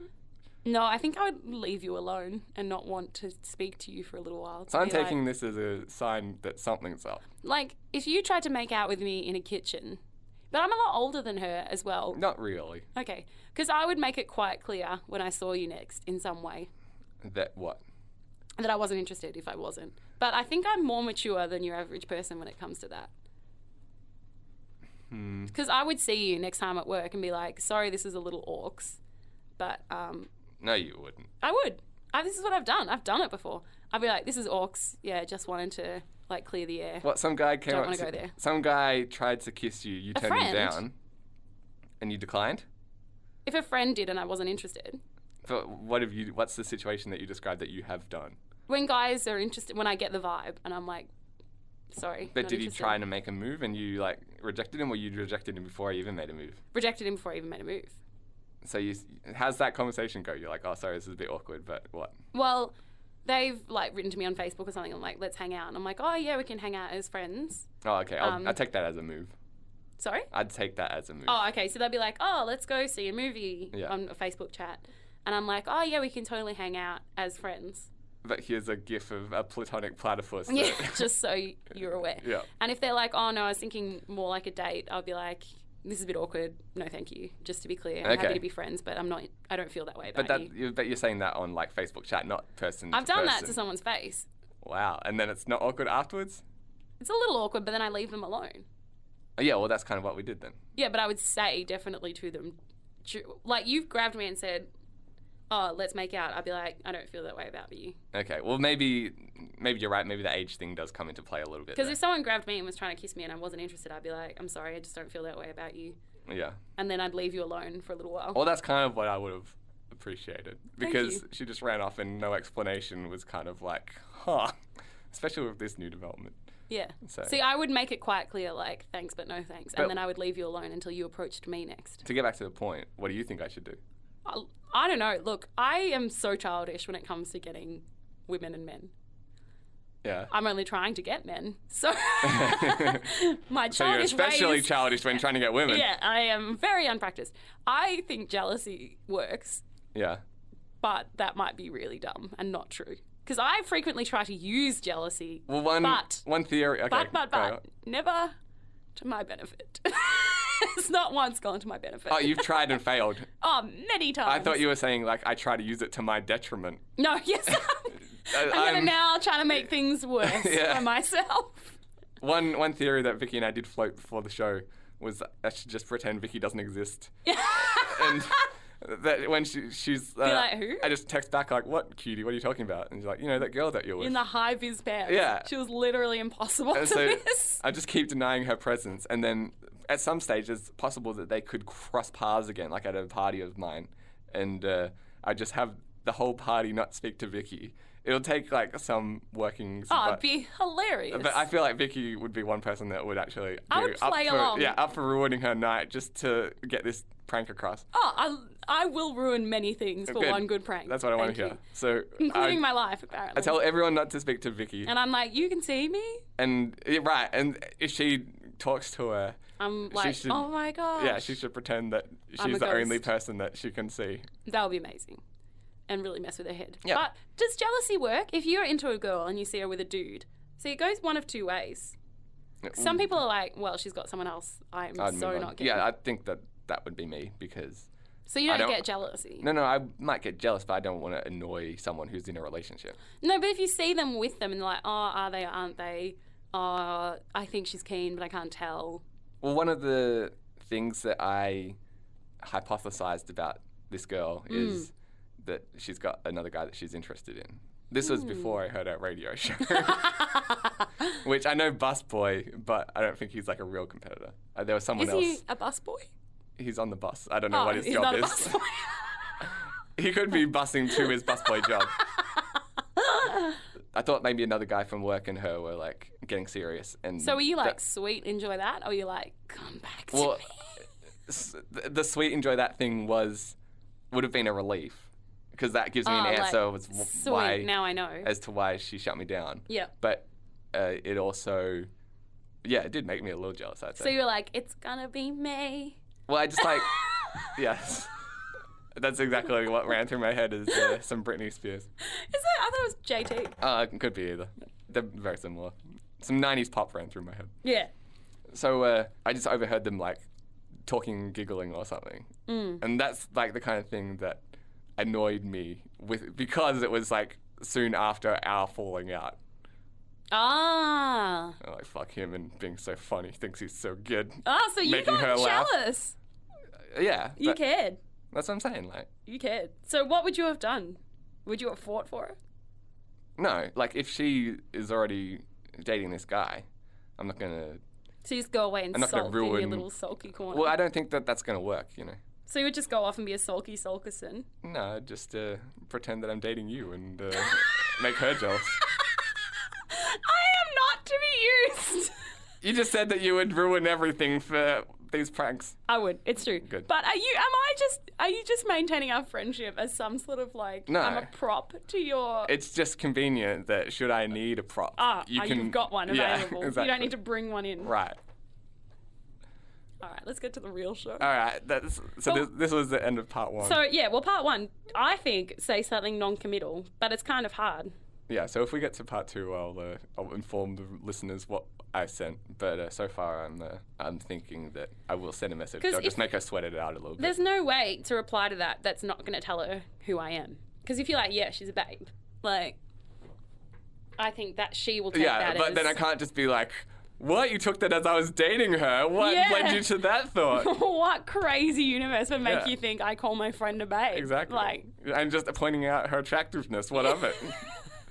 I can appreciate her looks while feeling completely platonically towards her. She repulses me personally. It's not the but side. I'm able to admit that other men might find her attractive. Yes. And apparently women. While me personally, I'm utterly disgusted. It's not the society we live in. Yeah. So I think you're like, if you're like, yeah, she's a babe, she'll be like, wow, they're together. If you're like, ew, no. Should I tell you your reaction? Because you kind of just like laughed and said, oh, what does that mean? Or something like that. Yeah, okay, just say that. Just say, yeah, she laughed and said, what does that mean? Yeah, because if you were my girlfriend, she wouldn't expect me to show you. That is true. Yeah. Or we're such a great couple that you can already everything. show me those things. Yeah, well, that's good. That's non-committal. Okay. So she's got 2 polar extremes to play with. Yeah. So she's like trying to play they're me. not together. I can play just as hard. So she'll be like, they're not together, because who would show that to their girlfriend? Or are they such a good couple? He moved on in the month since this party pretty hard. Yeah. Yeah. All right. Do that. I reckon be like, she laughed and said, what does that mean? Yeah, okay. Good one. I like it. Because also I get to know what she meant. So that was 40 minutes on that? Yeah. Well, we usually settle on my relationship problems, so it's nice to have a change. There we go. Alright, we're on. Oh, what was that noise? It sounded like sonar. Yeah, just a beep. I think it lets you know that you're recording. Okay. It was just sounded like we were in the Life Aquatic or something. Yeah, I'm under the sea. Yeah, that's what it sounded like. So you didn't reply to her text, thus I think saying, I'm having such a good time on this date that I don't have no. That was my exact... second to reply to your text. That was my exact hope. And so hopefully she got nervous about it to some degree. Because during an average or even great date, I would have time to be like, yeah, she's pretty cool. But you were having the best date ever, perhaps. I think that's bad date etiquette. Oh, well, I don't know. The girl must pee in 3 hours, though. Like, also, she's got a bladder of steel. She's so fantastic. But you didn't. Yeah, that's my dream girl. A bladder of steel. Exactly. Like, yeah, she's fantastic looking. Not just that. She's so fun, I didn't have time to reply to your text. Yeah. Because you didn't have a second, because that girl's a bladder of steel. I've never seen a girl go so long without peeing. She's like a urine camel. You and her should compete. A urine camel.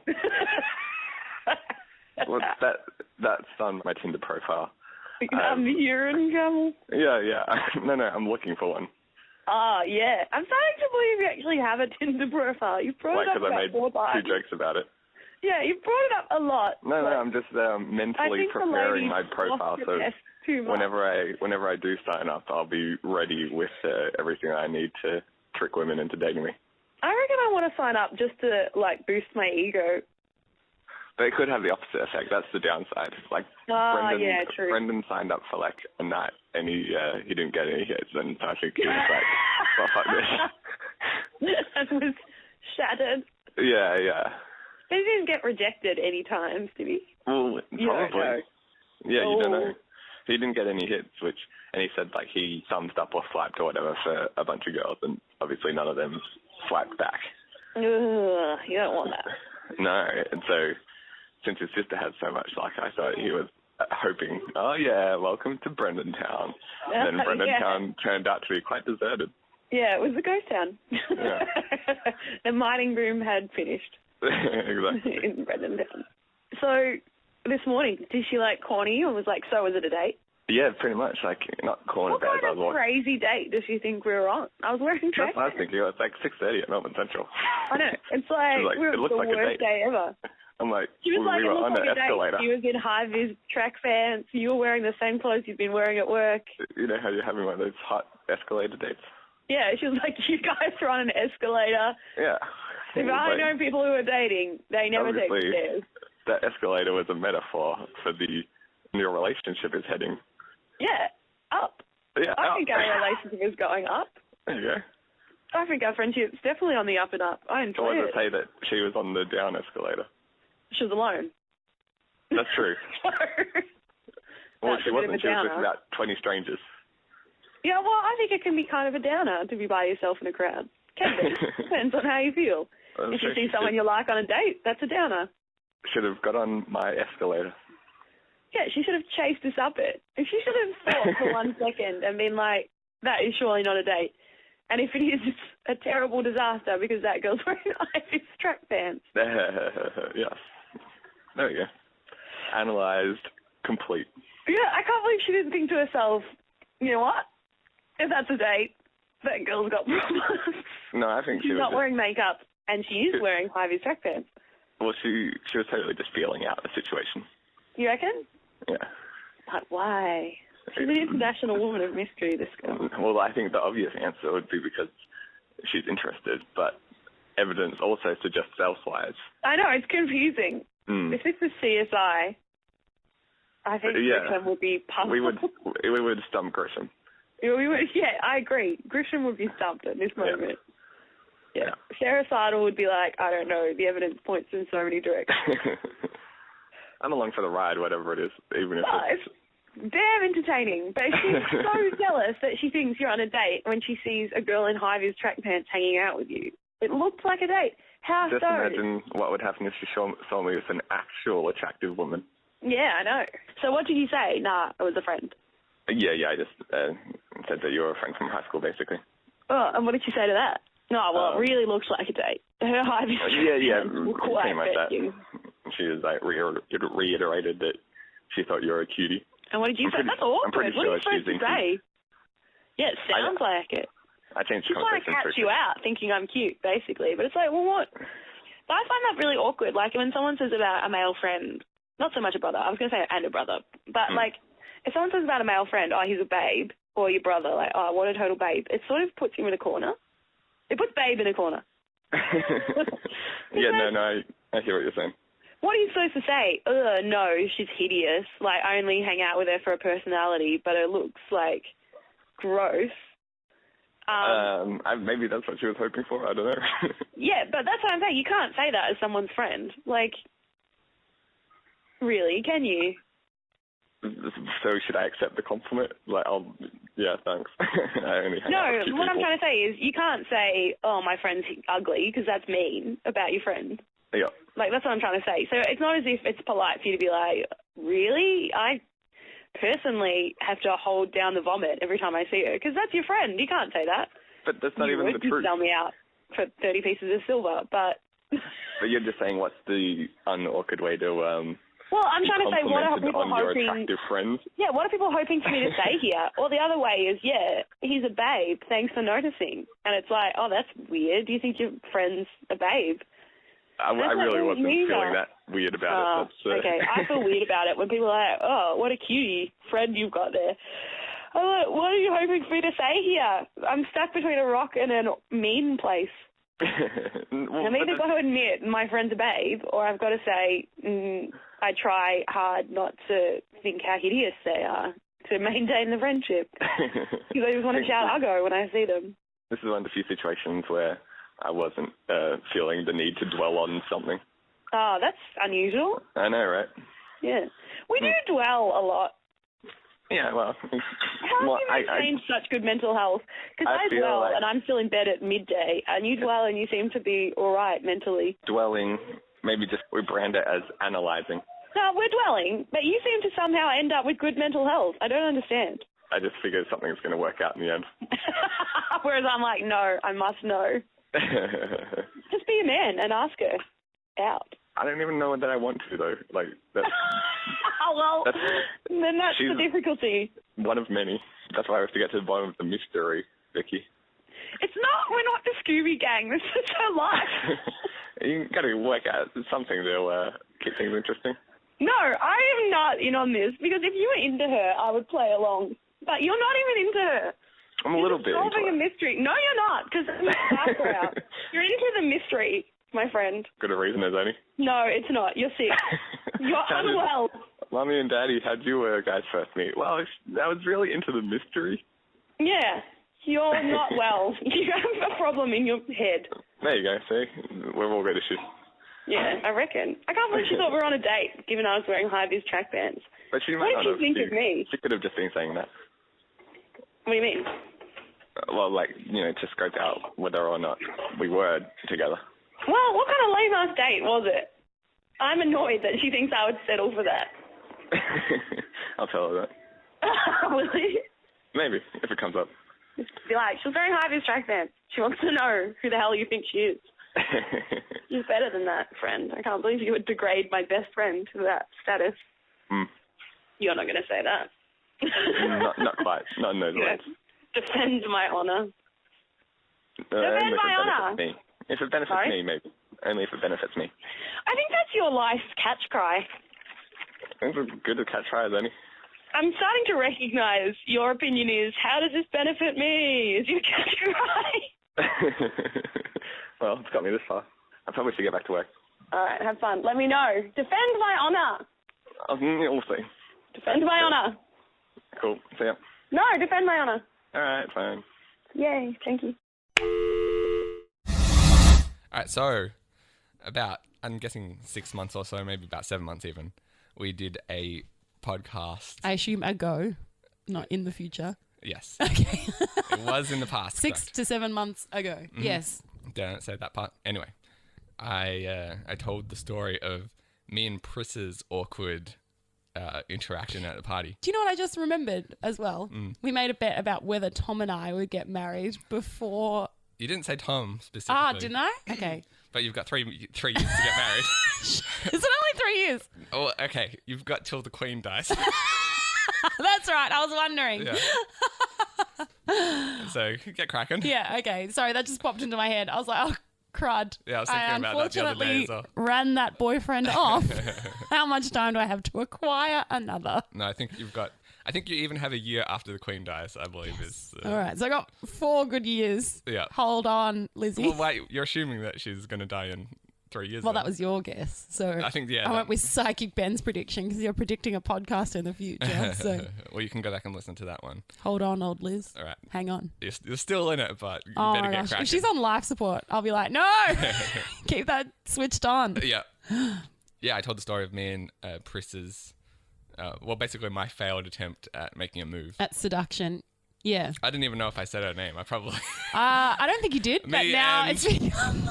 Me and the girl that I mentioned. The anonymous... Well, I remember you didn't even want to seduce her, and then you felt annoyed that you couldn't, and yet you can't understand my story from today, where I went out with a guy and tried to scare him off, and it worked, and I felt annoyed. You didn't scare him off, but we'll leave that by the wayside for just a moment. All right. And I probably... So you called me crazy, but you were quite annoyed that a girl you weren't interested in wouldn't be seduced by you. I wasn't annoyed. Pride comes before a fall. I was flabbergasted. You know the word flabbergasted? It sounds like something that happens to your face, don't you think? Like, it sounds like you're so surprised that your mouth opens and your cheeks wobble in the wind.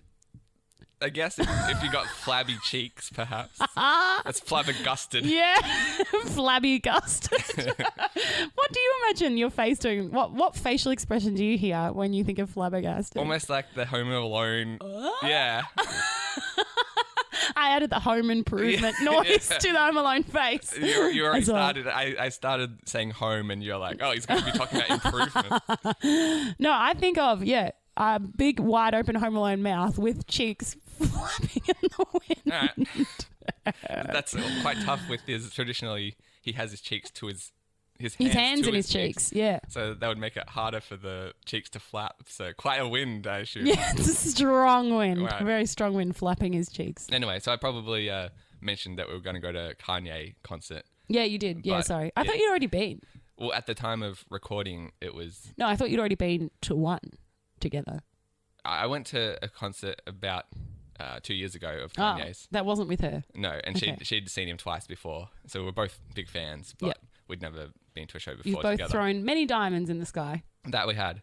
And so the concert was delayed like 6 months. Which seems like a waste of diamonds, if you ask me. There's more than enough to go around. Oh, okay. Because I was hoping the concert would be almost the icebreaker after this awkward incident. Right. So you're hoping it would be like, oh, throw me your diamonds in the sky. P.S. Why wouldn't you throw your lips at mine? Was that the line you were going to use? I was hoping it would come up, yeah. I was hoping in one of Kanye's many rants that he would point to us in the Be crowd. like, why won't you make out with that guy? Yeah. Go on, kiss him. I'm not going to do another song until you kiss him. And she's like, I can't. And these are the reasons. It's like if you've ever been to AC/DC concert, they play, I think it's like, he's got the jack. Them from across the city. Not the same.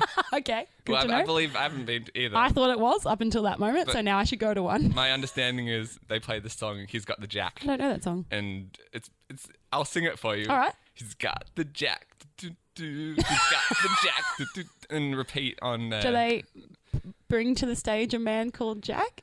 I know? I don't know, having not seen the stage show, but what I've heard is that they shine the spotlight on girls in the audience and you're implored to flash your tits at the Jumbotron. Oh. Just because, implored? It sounds like you're like, please. Well, I don't want to say like forced, but you're basically forced. So you the power of the music overcomes you. Oh my gosh. It's like... You're like, oh, holy shit, this is my moment. Mama I'm is a at magic AC/DC. man. Right. I was hoping that Kanye would do the same kind of thing, but just help out couples Random in couples. the crowd who... You guys should make out. Yeah, if you're here with a girl who's not your girlfriend, I'm not going to continue the song until she kisses you. I'm not even saying make out. I'm just saying air your beef. That would be amazing. If you've got a beef with someone tonight, I'm going to give you 5 minutes to air it. Right. And I will never play again if I hear someone's mentioned the beef again outside this stadium. Exactly. It's a confidential beef which may not leave the stadium. And I will know because I'm users. So because the concert was delayed 6 months, Ugh. I had to... You need a friendship festivus. I had one with my friend. I don't know what that means. Well, basically, I was annoyed at my friend and I thought they were annoyed at me. Yeah. So I called them up and we went to a bar together and I was like, all right, we're having friendship festivus where we're airing of the grievances. Oh, really? Yeah. Can we save this for the actual show? Because I feel like this could be good. Is this not the actual show? This is... Well, I'm going to put this at the end of the first, recording that we did. When we talked about this story, but I've never posted it because it would just make things way awkwarder. I didn't realise you hadn't. No. This is... Amazing. This has been kept until... I don't know, like maybe we don't have to see each other again. Anyway, have a friendship festivus. We air the grievances. Right. We'll get to that. So the concert has finally happened last week. Right. Yeah. And we'd rebuilt what little of a relationship we had, I'd say. It was a shallow wall to begin with. Yeah, but I mean, it was definitely awkward for at least a month after that. That sucks. Yeah, and I told the story about how I walked past her apartment and everyone waved, and it was, That was such a great story where you waved just specifically to her and everybody waved back. Yeah. That's amazing. So your office sounds so weird. Like, I notice that it irritates you that I don't reply to your emails necessarily with regularity or right away. No, you reply quick enough that it's not like, I'm waiting or anything. Oh, good. Okay, because today it took like 2 or 3 hours. Yeah, that's okay. I was busy as well. Okay, good. I felt like you were irritated, but I guess not. It's sometimes like if I'm doing absolutely nothing, I might feel like that, but that wasn't the case. Oh, okay. Yeah, I was like, I feel like Ben doesn't understand what it's like for the real working people. It's like, come on, you haven't replied for 2 hours. I'm like, obviously I'm doing shit. Sometimes I feel about that with people in my actual office. I'm like, what are you doing? What are you actually working on? I know you don't do anything. We've rebuilt and I guess decided never to speak of. Yeah, the beef's been buried, which is annoying because we'll never know. Yeah, exactly. So I finally went to the concert this week and we had a good time. It wasn't like awkward silences or anything. No, that's good. But at one point in the show... Maybe she regrets not kissing you. She's like, well, I hang out with this guy and there's no awkward silences. Is that the you best? don't get that with every friendship. That would be the most healthy relationship you'd ever had. No, I never have awkward silences because I just fill them with chatter. With nothing. Yeah, exactly. Enough. Try to stop me talking. It's the opposite. They crave an awkward silence. Yeah, everything was going really well. Hunky-dory. And then as they would have said if it was happening in the 50s. Right. Yeah. At one point in the show, Kanye, mid-song, goes on like a little rant. Yeah. Which he does at every concert. Of I would course. have been disappointed had he not. What was the rant? Something about some emails that he received. Is that all? And that's lame. His publicists, or both publicists, were demanding a response from some guy who he refused to name. No, yawn. So yeah, it was a bit like, I don't know who you're talking about. And I don't care. Yeah, I mean, like, we definitely got a rant, but it wasn't a great one. It wasn't the you ain't got the answers speech. No, you ain't got the answers. Yeah. So he finished up his rant, and you're like, "That's it? Is that the rant we're getting?" No, I wasn't displeased. Oh, really? I've seen many rants of yours, and you've done better. But before he gets back into the song, he's still in the mode of talking to the audience. So it's like, who here came with someone they love? Awesome. And so I was standing behind Pris. Yeah, and you're like, put your hand up, bitch. You didn't say bitch because you're actually really not a mean or sexist person, generally speaking. Sometimes sexist. Well, not in this instance. No. She turns to me. She half raised her hand? She raised it fully onto my What? How do you raise someone's hand on their shoulder? Hang on. Do me a demonstration. I'll come closer. She gave me the sympathetic tap of, there, little one. Oh. Yeah. So she knew you love her. I don't love her. That's what makes it even more amazing. The false accusation. Because this is the problem I think I've mentioned before. There's no way to successfully say you don't love someone. Because if you say you love them, you love them. If you vehemently say you don't love them, you love them. So why don't you just admit it? Yeah. It'll be better for all of us. That's right. Now you just have to learn to love her because everyone thinks you do anyway. But that would seemingly not achieve anything anyway. So what do you mean she raised her hand fully? So not up? To shoulder height. So she went... It just tapped me on the shoulder a couple of tap, times. Tap. Basically like, saying, you came here with someone you alone. love, but oh well. I thought it was the forever alone Yeah, pat. it basically was. And so that's not good. That's really unlucky. That's just mean. Everyone that I've told this to basically feels really awkward. I feel awkward and I feel bad for you and amused at her. I think I was like, all right, I see where this is going, but I wasn't. See, I would have put my hand up and been like, I love you, buddy. No, I gave her the tap back, but I think it was too late at that point. There's only, she got there first. That's weird. I'm just like, maybe she was trying to make it not awkward, but successfully made it more awkward. What would have been less awkward is not doing anything. Just doing nothing? Yeah. But some people are not good at successfully avoiding awkward. Probably in Most this people? instance, I would say qualifies. Yeah. So it's not great. I was not uncomfortable. I was more amused than I would anything be else. annoyed. Tickets on yourself there, bud. I wasn't even annoyed, but I think I didn't feel awkward because I put up with so much previous awkwardness that it's I'm immune to it. Whatever. Yeah. You've inoculated me. I know how this goes. I've had the awkwardness vaccine. Yeah. Good luck, friend. But I think that is a pretty definitive answer to where that relationship was headed. Yeah, so she's not keen. Unless she was keen and she didn't want you to think so. Well, you never know. Another 6 months, I could have another awkward update. Yeah, I hope so. For now, this is where the story ends. That's amazing. And that's great. There was another moment when we went to a burger and beer lounge. See, I would have done either nothing or been like, oh, me, but joking, clearly just being silly. Well, I wouldn't have done anything if she hadn't have. That would have been... Yeah, if I was standing in front of you, I probably would have done nothing. Yeah. which she was. But if I was standing right next to you, but I could do it to you and you'd know we were friends. But even like a smile or something is less awkward than what just happened. Tap, tap, tap. So, no, you'll never find anyone. Yeah, exactly. Kanye could ask this question for 100 years. Yeah, and you would still be here alone. God, it's horrible. That's really bad. Meanwhile, I noticed she didn't bring a boyfriend, so... Wow. Tap yourself, bud. Yeah, oh, and by the way, I think I mentioned a guy that she liked on the bus. Yeah, bus dude. Yeah, what happened there? He had a girlfriend. Yeah, well, taste of your own medicine. There you go. I need to get a message to him to tap her on the shoulder. Yeah, you need to. Be like the bus driver to announce, everyone who's got a crush on someone who has a girlfriend, put your hand up. Yeah. Oh, there. That's you. And then after that, I'll get him to whisper, Ben says hi. Oh, that would be awesome. P.S. This is a sting. This is for Kanye. Kanye meant that to be a nice moment, not one where you made a man feel like a lonely idiot. I feel like we should encourage this, so any Kanye concert goers should turn to each other and tap away. Tap a stranger on the shoulder or something. How many times in your life has someone made you feel like a lonely idiot? Well, that was definitely the most recent example. I don't have a tally. You don't? You've never really been like, now I just look like a lonely old fool. No, how many times are you up to? Oh, heaps. I'm always like, well, I'm just the lonely teenage boy who's going home to their dark bedroom. But the other moment I did want to mention, we went to dinner first, just at a burger and beer lounge. Yeah. And Huckster Burger? It was not.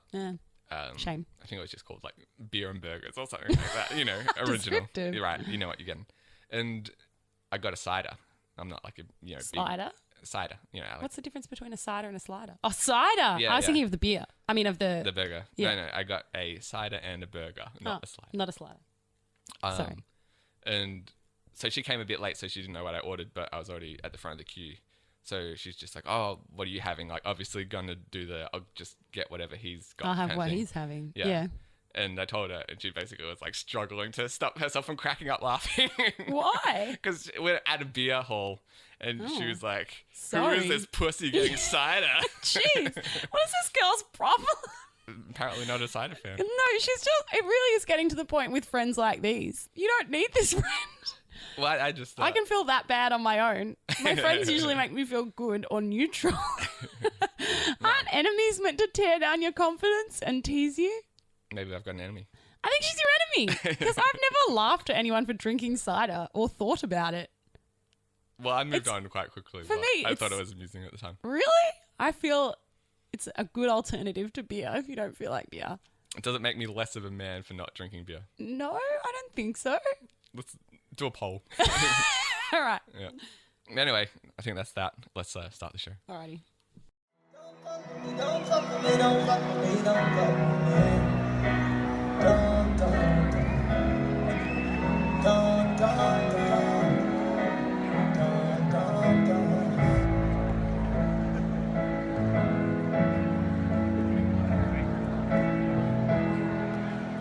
How many people came here with someone they love tonight?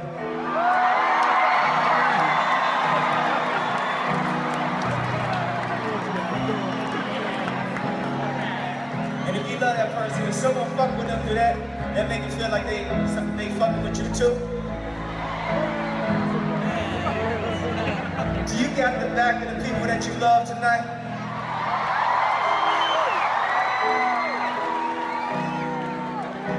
And if they fuck with them, they fucking with you too.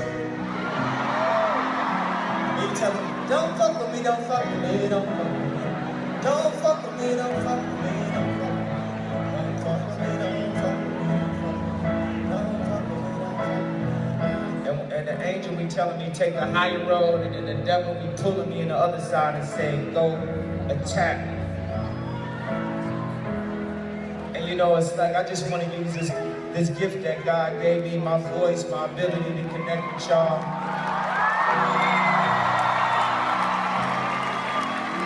I only want to use it for positivity. You know what I'm saying? I don't want to really bring no negative energy whatsoever to the world. If it's ever time I sound negative, it's probably because somebody tried to fuck with me, fuck with me, fuck with me, fuck with me, fuck with me, fuck with me. Somebody tried to fuck with me, fuck with me, fuck with me. I want to hear all I'm talking about, but they know exactly who the fuck I'm talking about.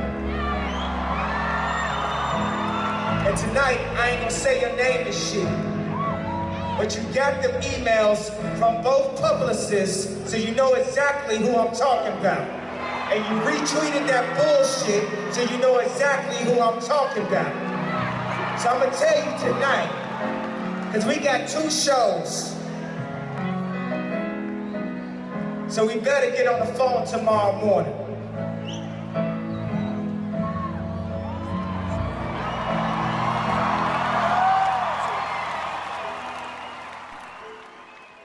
Insane Ramblings.